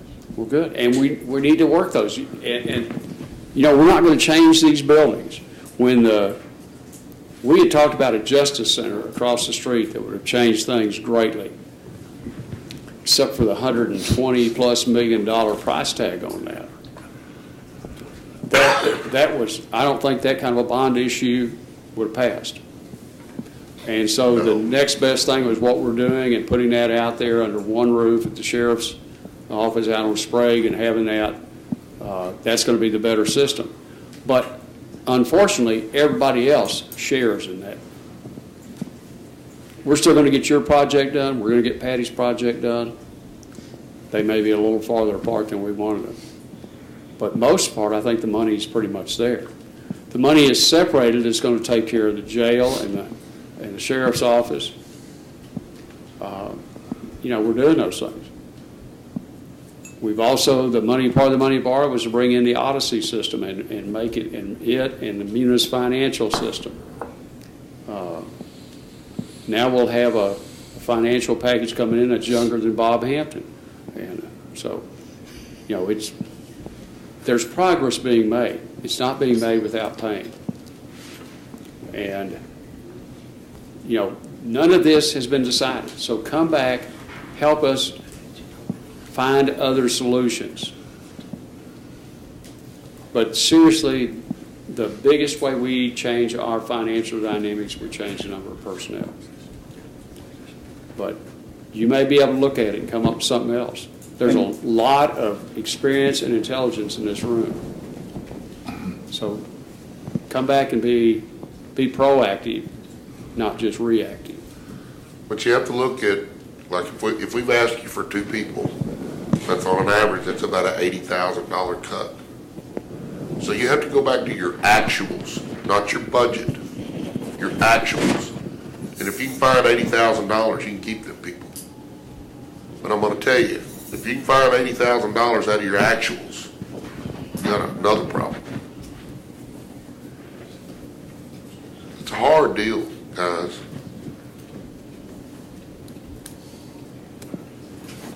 But some of us, I mean, not too long more, but some of us come in here every year. We talk about fallout. I think last year, the tax office pushed back about $50,000 or $52,000. Year before that, I had an opponent that went down there at Times read the news, said my budget was spiraling out of control. And I went down there and sat down with the editorial board. And I didn't have a wig and a pair of sunglasses on. He throw down my budget in front of him. And so a lot of us are trying year for year as department heads and elected officials. I haven't come in here the last 5 years and asked, everybody knows to some degree when budget starts. If not, you've been sitting in the back of the theater when you're taking a nap. The temperature of this room when you come here to ask for positions or salaries or money. Didn't come here this year and ask. Didn't come here last year and ask. So a lot of us try really very responsibly to take what we can take out of our budget every year. I think it's $52,000. They came in $50,000 under this year. I mean, there's only so much wiggle room there. And I guess what we've done is we've run out of wiggle room, and now we're over that thing called personnel.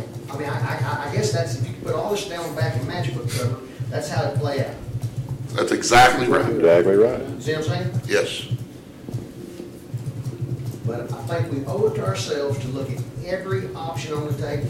And I mean, I don't know how far along Judge TAC is on that retirement deal with their attorney, whatever. But I mean, Well, we just asked them last week. you know, that's done in state service all the time. It's okay to say it one more time. This is the beginning. We have a couple that would probably 2 or 3. That would be great. And I'm not going to talk about some specifics in this meeting, obviously, but Yeah. I think we had an idea just a minute ago that may work for the county. So, Well, the thing probably, and we haven't asked this question, you know, somebody said, could there be, I don't think we can pay anybody a separation money. I'm not sure how we can do that.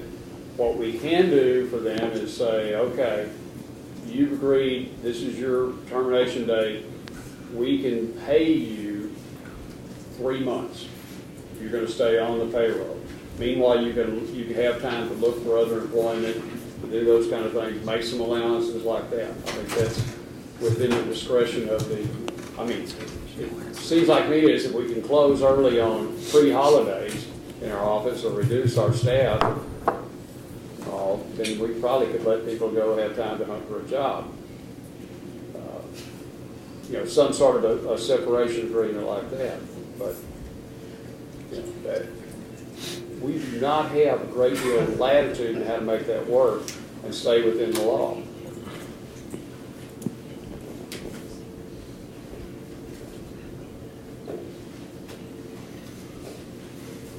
Okay, anyone else? Also, on his discussion of salaries and allowances for elected officials, the only change I know of that's been discussed in that is that we have some elected officials that have auto allowance, and we're probably going to move that to mileage reimbursement. And I don't think anybody adheres on that deal right now. But auto allowance, we have to pay retirement, and Social Security, and all on that. You know, the interesting thing, you all, I think, were in on part of the conversation we were talking about, and it started with the change in Constable Brewer kind of leading the way on that. We wanted a detail, you know, to track how it's going on and where he was going, serving papers and all this, and turning on his mileage report. And he was kind of saying, you know, that seems like real excessive reporting. In cleaning out one of the closets here, Nancy, were those 1960s records? 50s. Oh, yeah. 50s and 60s. Handwritten Log books. sheets about this long by the constables during that time that I started at 8 o'clock in the morning. I drove 13 miles to Mrs. Smith's home. She took the paper. I went on here. They're all written out that way. So we didn't invent a new wheel at all. But a lot of this comes down to how can we be more accountable more fruitful.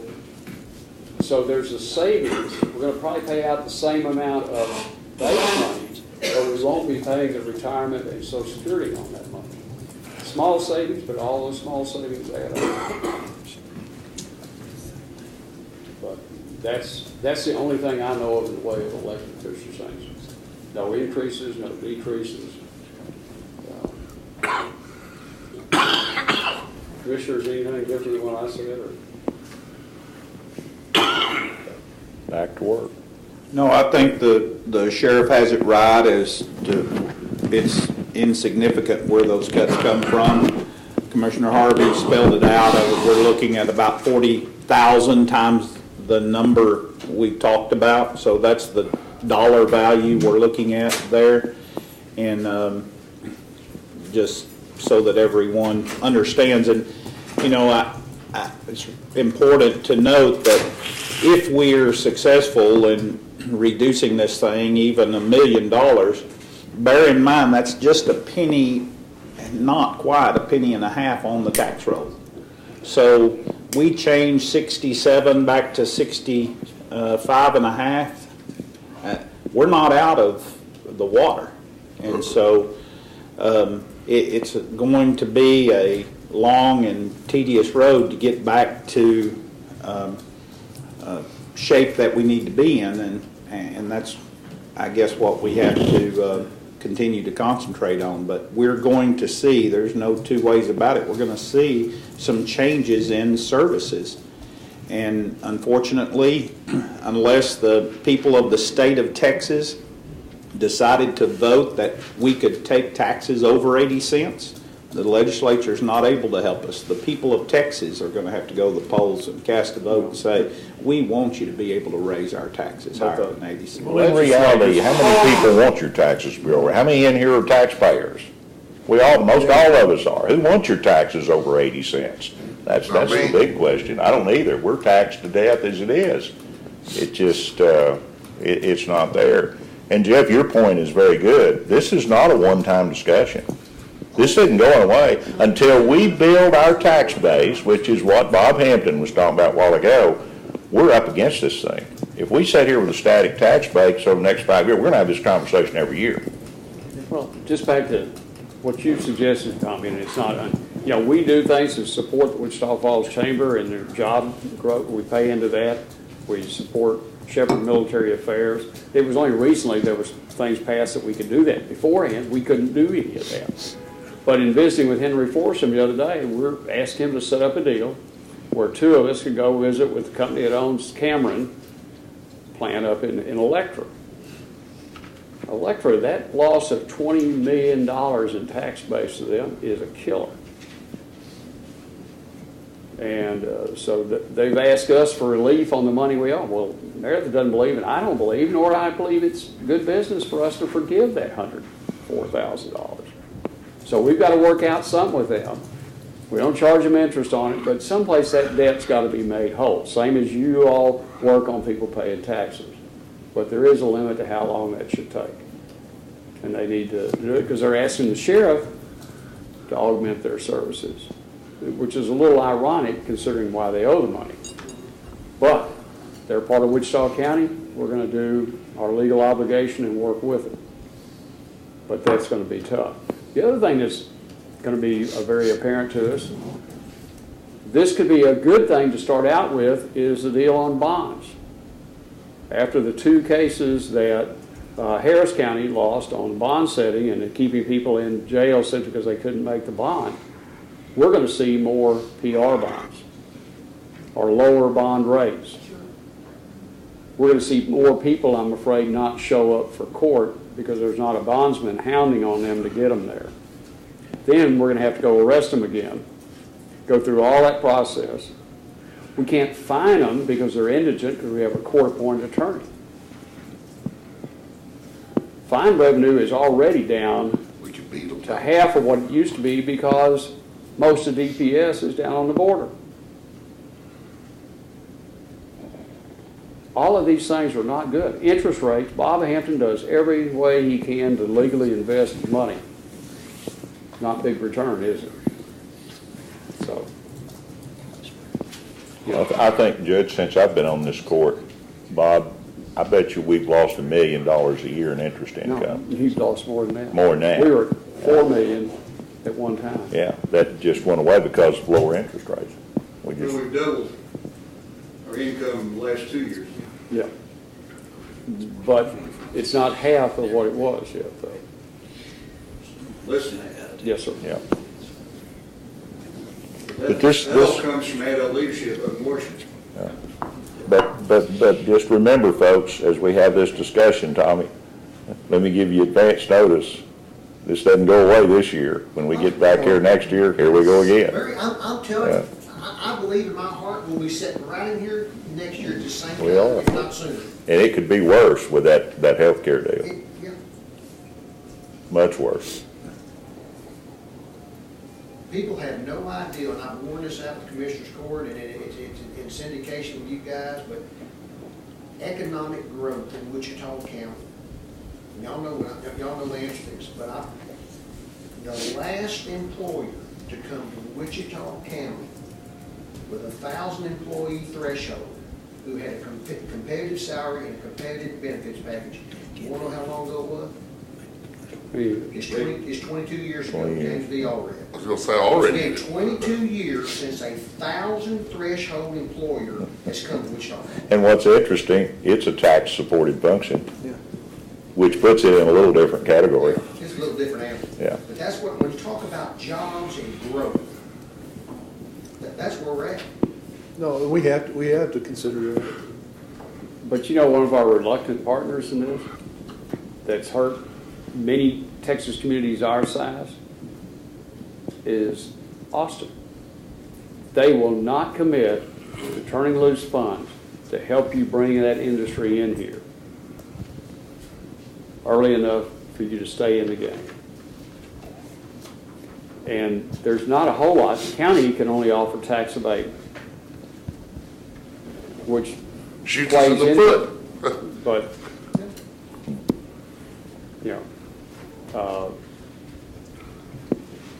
it's gonna, the only thing I know coming right now is the hotel across the street. And the city has asked us to enter into a tax abatement when they get everything worked out to look at that. And it's gonna add some jobs, but not like a manufacturing facility would. And- Judge, before you get too carried away on that, in 1972, when I got out of the service, I came back here. Frisco, Texas had one flashing light downtown. And all the side streets were still dirt. Now they have 5 4A schools, or 5A, or whatever the hell they call them now. But they've got 5 schools. And you say, well, it's bleeding off of Dallas. No, it's attitude. Their attitude down there is, by golly, we're going to go out and get these people and bring them in.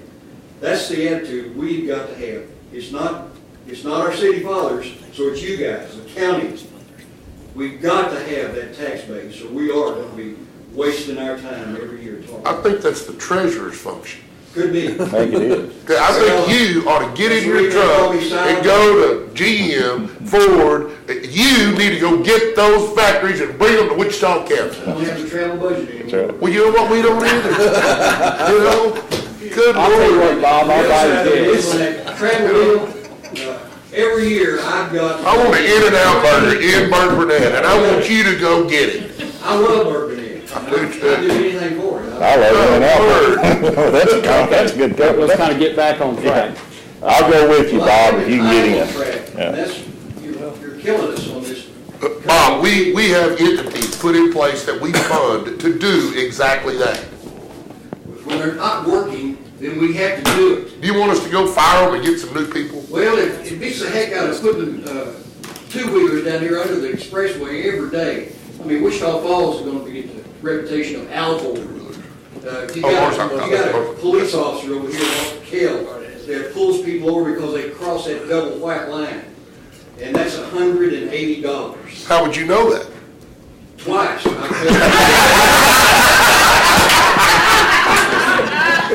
Okay. Of course, you can't turn on grass. But,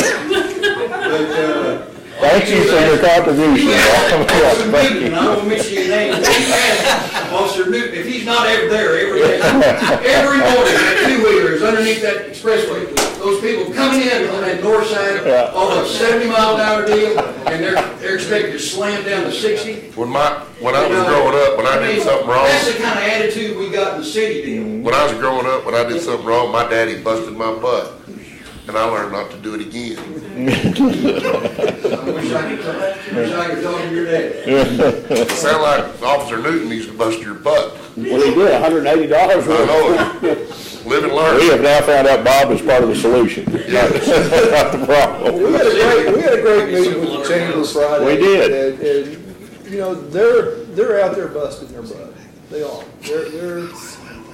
They're out there representing and trying to bring in more industry to us, so. We asked them to look into a different area. It doesn't bring a lot of jobs, it brings some tax base, is distribution centers.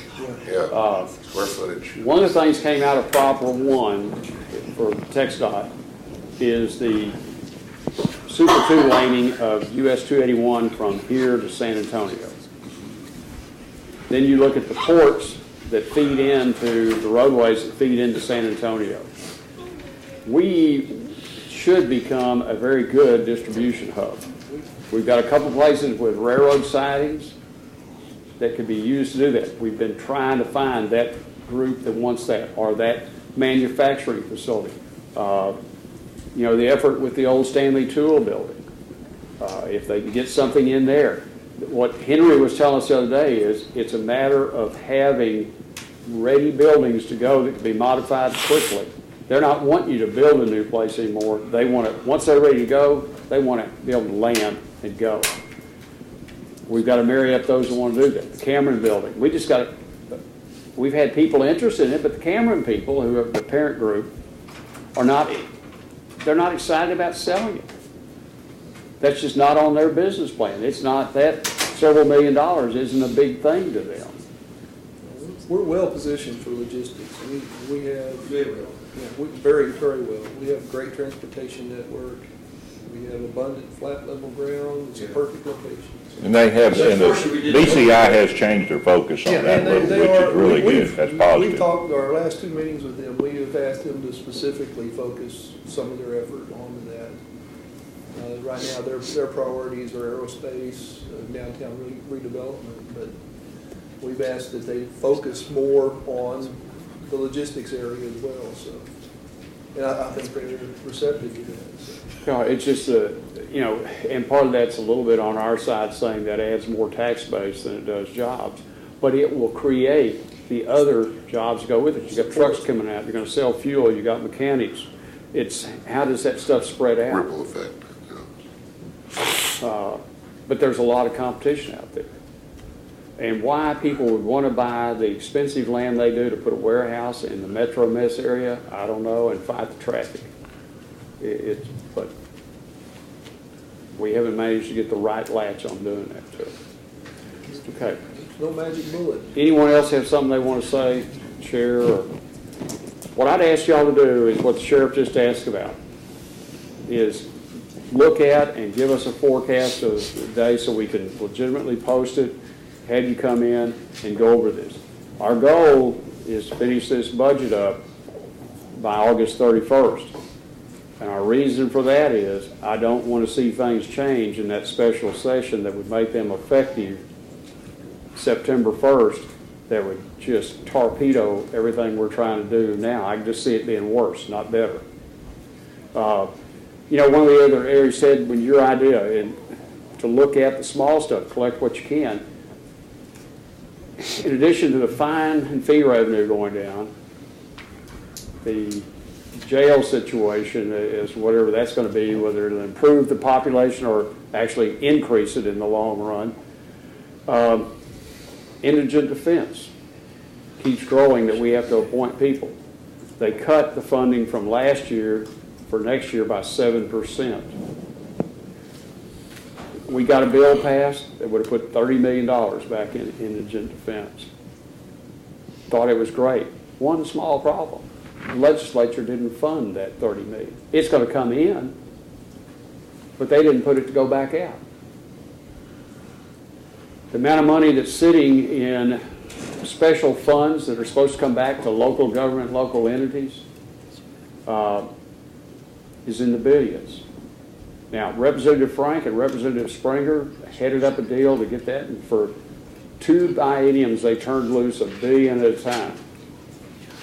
There's nothing in there about turning loose any of that. They're keeping it to balance their budget. There's nothing said to you about the 13.1% increase planned in their budget in school property tax revenue. 6 something one year, and it's 6 and then 7, but it's a little over 13%. And yet they want us to live with 5%.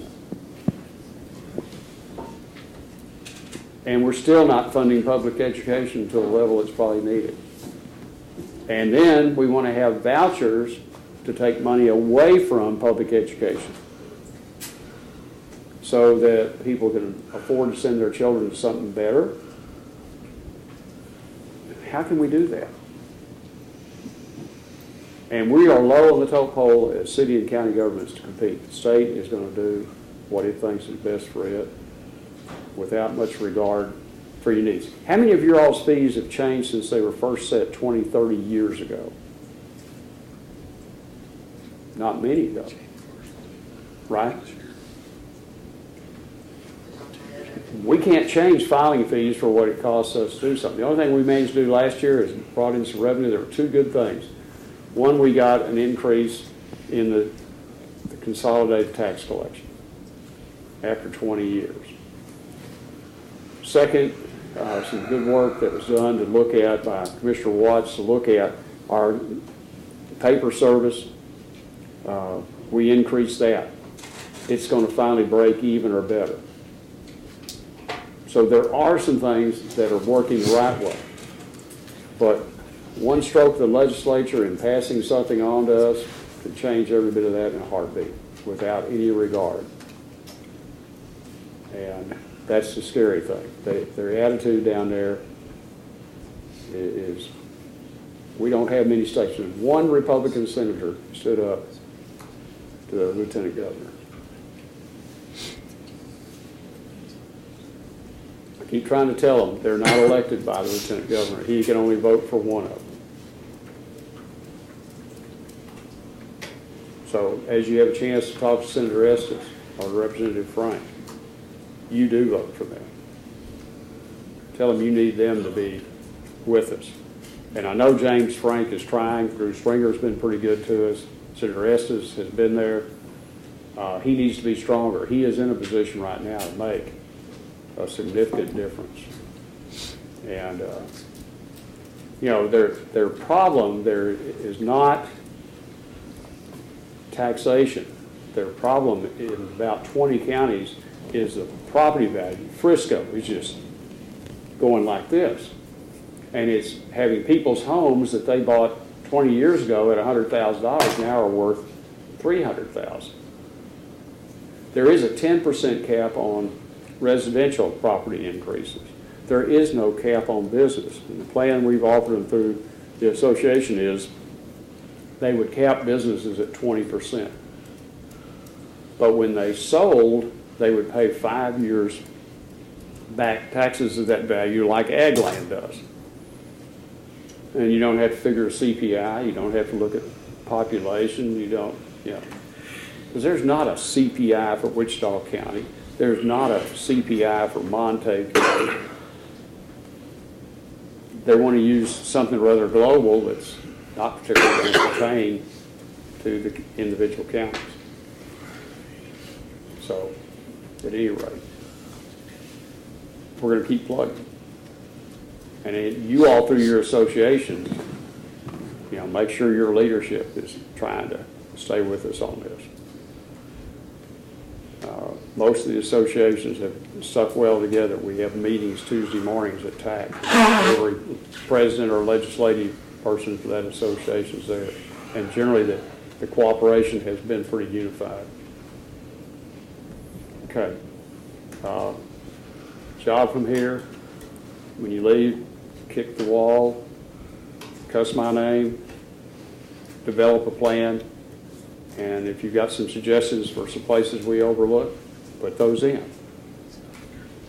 get a time, set it up with Nancy, and we'll have it on, and we'll do that. But let's try to do that over the next couple of weeks and get that done. And we will try to make as much time available for those meetings as we can. Okay. All right, we're not due back for anything else after this, I don't think. No. Okay. Real quick, for those of you who are interested, Judge Fudge is having open heart surgery right this minute. Here, yes. They have harvested the veins and they have done the first bypass of 5. He should be, the total surgery should take 5 to 6 hours. So veins are harvested, 1 bypass complete. That's the update on Judge Fudge. Any pictures? No pictures.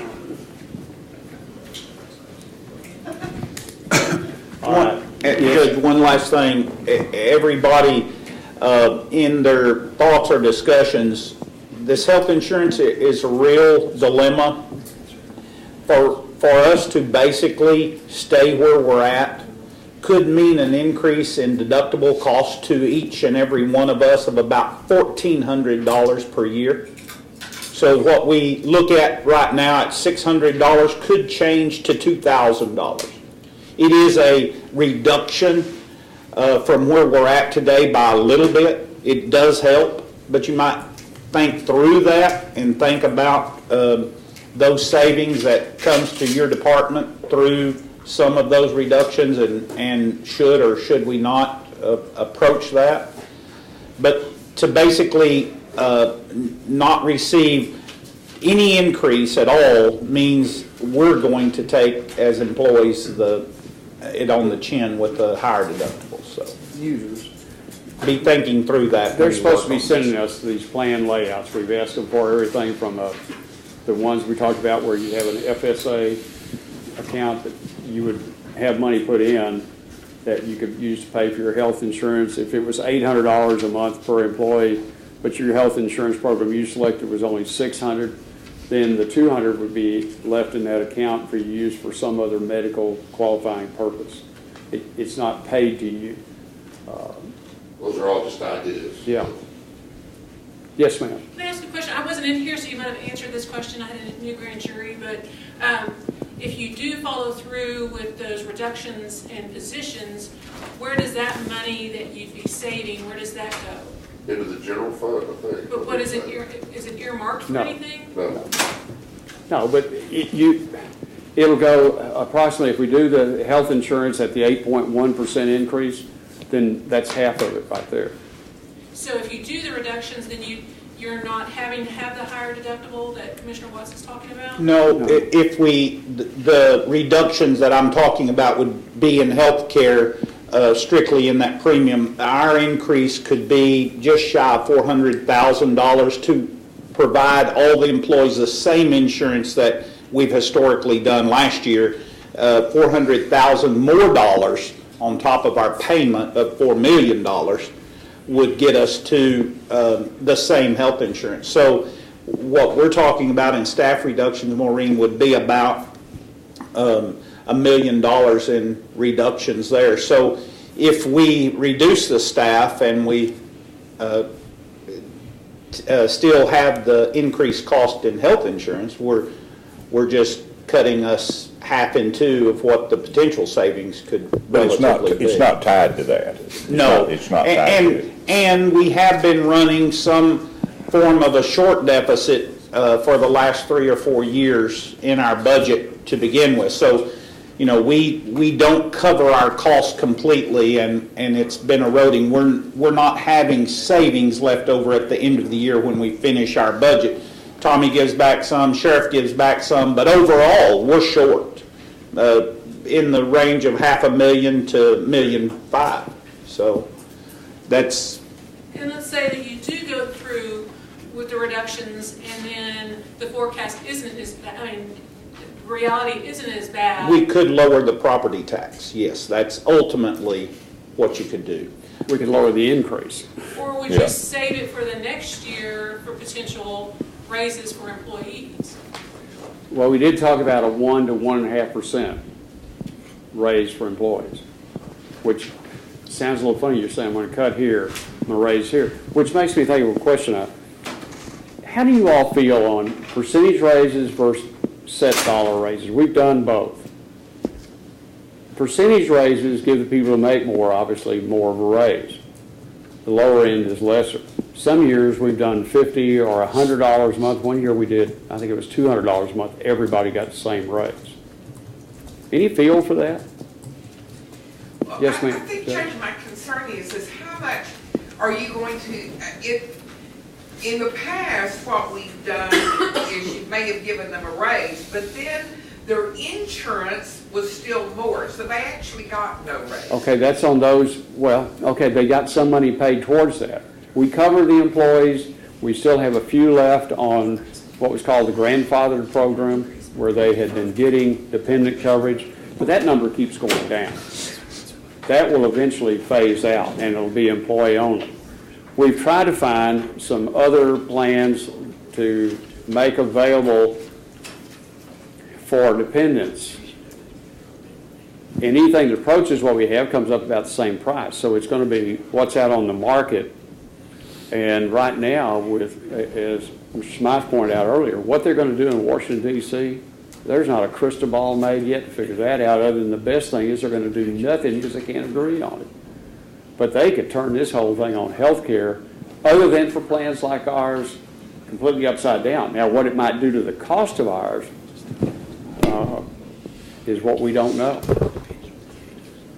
Well, what I was saying, I think because of my employees have to pay their own insurance. That's for their dependents, not Yeah, for they them. don't pay their own.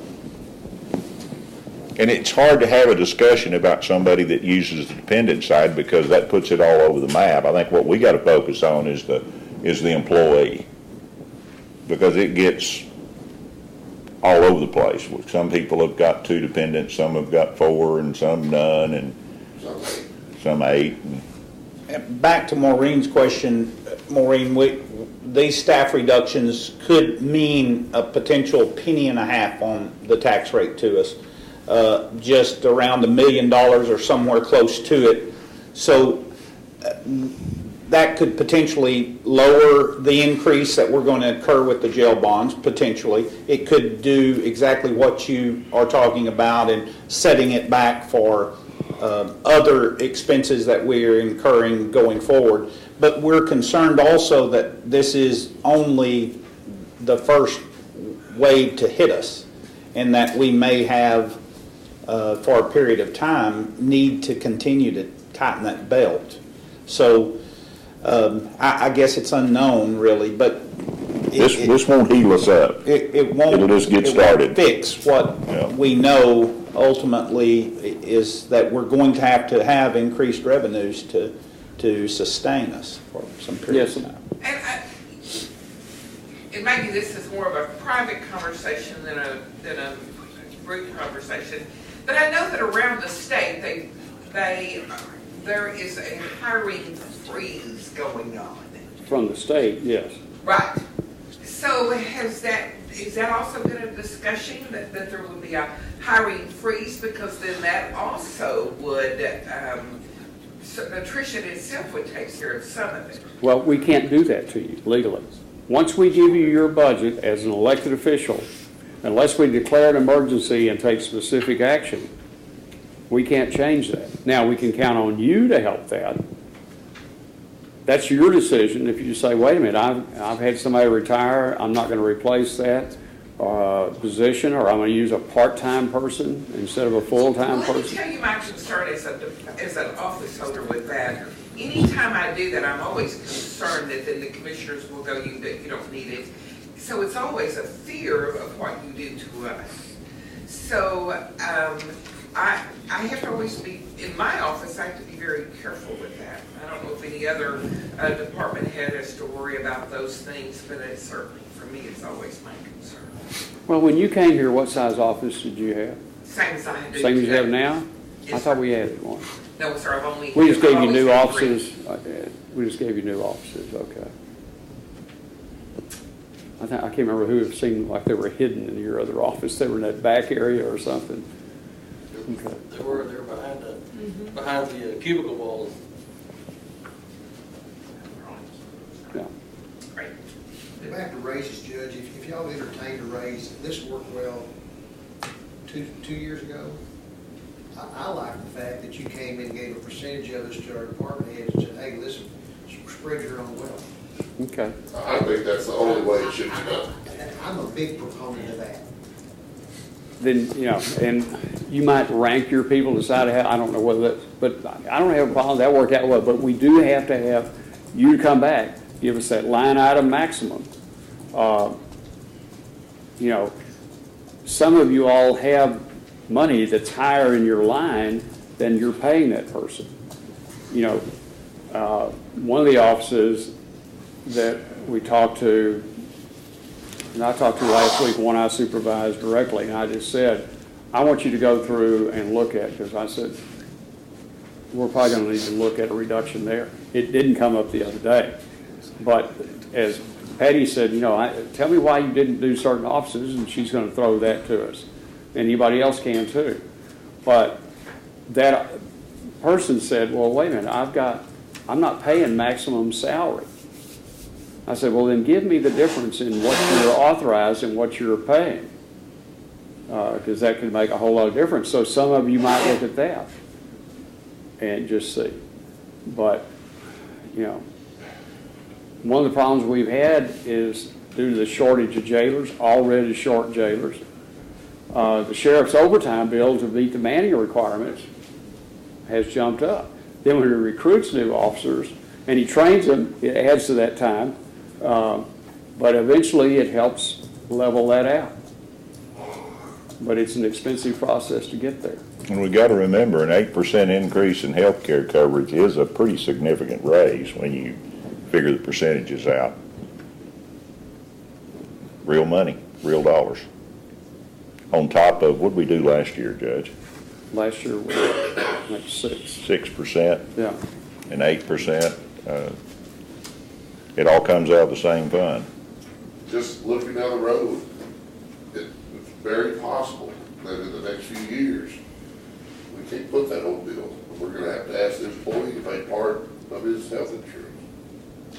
It's coming. It's a very stark thing to say, but I tell you, Glenn Barr, probably one of the last times he sat on council, or one of the last budget meetings, last budget. Stark thing to say. Glenn said right there at the podium, there may come a day in time in municipal government, you can't offer your employees insurance. I mean, that's stark. Yeah. Glenn, I mean, that's what I'm saying. I mean, six 1 year, and eight next year, and 12. And I mean, at some point in time, I mean. The appraisal district was 21. How much was it? 27% increase. Yep, 27. 27% increase in health insurance. That's the appraisal district. I think what'll that do to your bottom line? If it hasn't happened to us. That's what I'm saying. Well, and here's the interesting thing. All the appraisal district does is go back and readjust that among the 9-member agencies, that increase. No tax hearings, no nothing, just that's what it is. So we don't control that budget. We got an increase from the administrative judicial district this year. We're probably like a lot of businesses and a lot of other organizations. We would love to be out of the insurance business. But you do that, that's the one thing along with the retirement that gets you to bring in the employees. Yeah. And if you don't offer those things and you don't have those good employees, then you may have lawsuits. If it, for example, we're in the jail or a patrol deputy or whatever you might have. And so it's a fine line if you want those good people that actually save you dollars on the other end. Well, yeah, and Maureen is finding that balance between what the 22-year-old employee needs in their paycheck when they don't use the health insurance and retirement is so far away. I'd rather have the money. Now, when they're with us 20 years, they go, dang, I would have really had a nice retirement. You know, so it's finding that balance. But I think health insurance is probably pretty universally important even to a younger person that has young children, if they can afford the other half of the insurance, which is just about the rest of their paycheck. it is a tough situation. And they may make more money than allows them to qualify for CHIPS or something like that for their children. Yes, ma'am. Before we disperse, I just want to thank, it's a difficult time for all of us. And it's a scary time when you have a staff that you've worked with as long as I've had myself to work with, my team. But I appreciate all of you being here today and being willing to answer all of our questions in the tone that we presented those questions, because there's not a happy one here today, I'm telling you. No, there's not we anyone thank here. you. The media might be happy because they've got some great footage today. But I want to say, with what you said, it's been a good family discussion. And no one here picked on anyone, and that's good. But part of you had to leave a while ago. Ted brought up an idea, said, look internally at other than your personnel.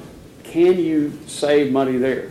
Can you look at your travel budget that I've asked you all to give a detail, say, okay, there's 2 people here we don't have to send. They don't have a requirement to earn CEUs. And generally, other than law enforcement, I don't think there's too many employees. The office holders are required to get it. Some people that carry special certification, like Lee Burgoyne, has to keep so many hours a year to keep that certification for flood management and those kind of things. So there are some of those. But take a look at that travel. It's a nice thing to be able to send your personnel on to gain additional information. But maybe we need to look at doing that different. But isn't that just pennies? That's pennies when Okay. you consider. Okay, every dollar started with a penny, Judge. If we pull enough of those together, and I agree, and that's what we tried to tell Ted, it's not a great deal of it, but all of it helps. Judge, just to get the record straight, not only am I talking about the budgets of the different departments, but I'm talking about every dollar that the people who have the authority to spend that dollar to buy anything, whether it's the department head or whatever, or even you, each of you as a member of the Commissioner's Court, because I see a lot of things that go across that Commissioner's Court that I really believe that there's waste in the amount of money, a significant amount of money is wasted. It's not intentional, it's just wicked. We have vendors who charge us exorbitant amounts of money to do things for us, where I believe we have people here that could do some of that work themselves. I'm just saying, I think that every. Well, share those ideas when you. Well, I thought out a few of those in my budget. But, for example, just one simple thing. Why is it that I have to have air conditioning in my office? It gets my office so cold that I have to have a heater to warm it up so that. Well, all air conditioning is that way, Ted. What's that? All air conditioning is that way. Well, but what I'm saying is. We are. We just doubled the consumption of our energy bill right there. Okay, we have a study going on right now. That doesn't cost us anything for the study other than what we'll get back. And it's all of the energy systems, and it's paid for through a state loan that the payments are based on the reduction in energy costs you have. And this is our second year to go after that. The company missed it. Yeah. But what I'm saying is, there probably any number of things that are happening like that. I mean, we have things that happen in the federal government. Well, that's why we have to rely on you guys as department heads to bring us the best possible scenario. We went through that with your printer, for instance. Exactly. And we were able to drop the cost of that printer considerably and still get you exactly what you needed. In my 2018 budget, I was able to lower my monthly rental fee considerably. We will probably pay that printer off in a year and a half. So that's what I'm saying, that there's so many things. That's up to each one of the department heads to bring those ideas. We can't research every purchase that comes through our office. Exactly. That's up to you guys to do that. It starts with the person who has to make the decision, do I need to purchase something? Right. So we rely on you, and if we see something out of line, then we have to ask, and that's exactly what we did in the case of your predator. Well, a penny saved is a penny. I agree. And Every you penny spend counts. that you don't have to, is a penny lost. And Ted, one of the things that we do now on Friday mornings, we go through every invoice that comes to this county. And we call people and we ask questions, and like, what is this for? This is out of line, or this probably shouldn't be there. There's not one invoice goes through this county that we don't personally look at. The question I had, I'm glad you brought that up. Once we see that, do you ever say, we really need to make a change in our business practice so that we can avoid that expense the next time it happens? Yes. Absolutely. See, that's what I see, because a lot of times by the time you see the bill, it's too late, the money's been Yeah. spent. That's true. Well, it makes us more frugal in our bidding process for different services. It makes us look for those things. And we've actually found some things that we went back and contested, and something that was overcharged or misbilled or whatever. Case in point, when we started that process, Commissioner Watts noticed that we were paying a fee because a lot of the people that deliver things went up on their delivery rate when diesel prices were so high. And we're buying diesel for $2 a gallon, and we're still getting charged the dadgum override, and we've got a bunch of those knocked off, and it's just a matter of looking at those invoices. You'll never see it if you don't look at the actual invoice, and just little things like that. I mean, that's a $10 deal, but there's no need in paying something for something that was put in when diesel was $5 a gallon. That's exactly the pathway that I'm talking about. Yeah. Because when you look at every dollar we could save on an individual basis, whether I go out and buy office supplies or whatever I buy, we could all do the county a service, and that is save money and still get the same job done. And you brought up the parking lots, and really and truly, we wanted to build a $15,000 or $20,000 parking lot, but it's got to be up to city code, city specs. It's got to be landscaped. It's got to be irrigated. We're required to be up to their specs. For one thing, is because they use it as overflow parking for the impact center over there, which is a good thing. City and county needs to work together on projects like that, and we try to, but we're. Something like that. Yeah, I know, but still, that wasn't just done because, well, we think we need to build a $600,000 parking lot. No, that's not what we wanted to build, but that's what it wound up being. We still ended up with a $650,000 parking lot that very few people parking. Yeah, well, there's more than you think. Well, it would be better if they did, instead of filling up the east lot. Yeah. I'm talking about the one behind the bail bonds area, that one over there. Yeah. Not the one behind the juvenile. I've seen it at 50% capacity lately, as a matter of fact. Mr. Crutchfield? That's a question concerning the No comment. landscaping and all like that of our parking lots. We're required to do it because the city requires it. You go down here and look up under the overpass where they built that. We brought that up. No, That's been mentioned. Come on, guys. Yeah. Been mentioned. My mother always said, you do as I say, not as I do. Well, how are they our And she was mother? right. That's right. What makes them our mother? Well, we could Statute. actually tell them we're not going to do all that. Then you're going to pay extra for inspectors and different things. It's just like the jail deal. We could, not pay them some of the fees we are going to be paying them to do inspections and things. Then we have to hire somebody else because we don't want to come into some kind of litigation because we failed to do something. So the city, despite some of their stuff we would rather wasn't there, in the long run, is probably good insurance. And we want them to be I like parking lots, I yeah. think they look nice, Yeah. but then it's somewhat hypocritical for I them know. to turn around and not obey their own regulations. Yes. But we I think want, that's the parking lot across from the PD, might have been grandfathered in, 'cause that's been there. No, yes, Put in no. after one and No. the annex was. but we want the city to be our ally, not our adversary. We do a lot more. About 12 years ago. We cooperate on a lot more things than we disagree on. We all work for the same people, same taxpayers support us on. We want them to be our ally, but your point's well taken. Yeah, and we try to bring it out every We've noticed that. time we have a Yeah, chance. we've noticed that. Y'all gigging with it, Yeah. Yeah. for all you non-aggies in here. David, I would have, Judge. Yes, sir.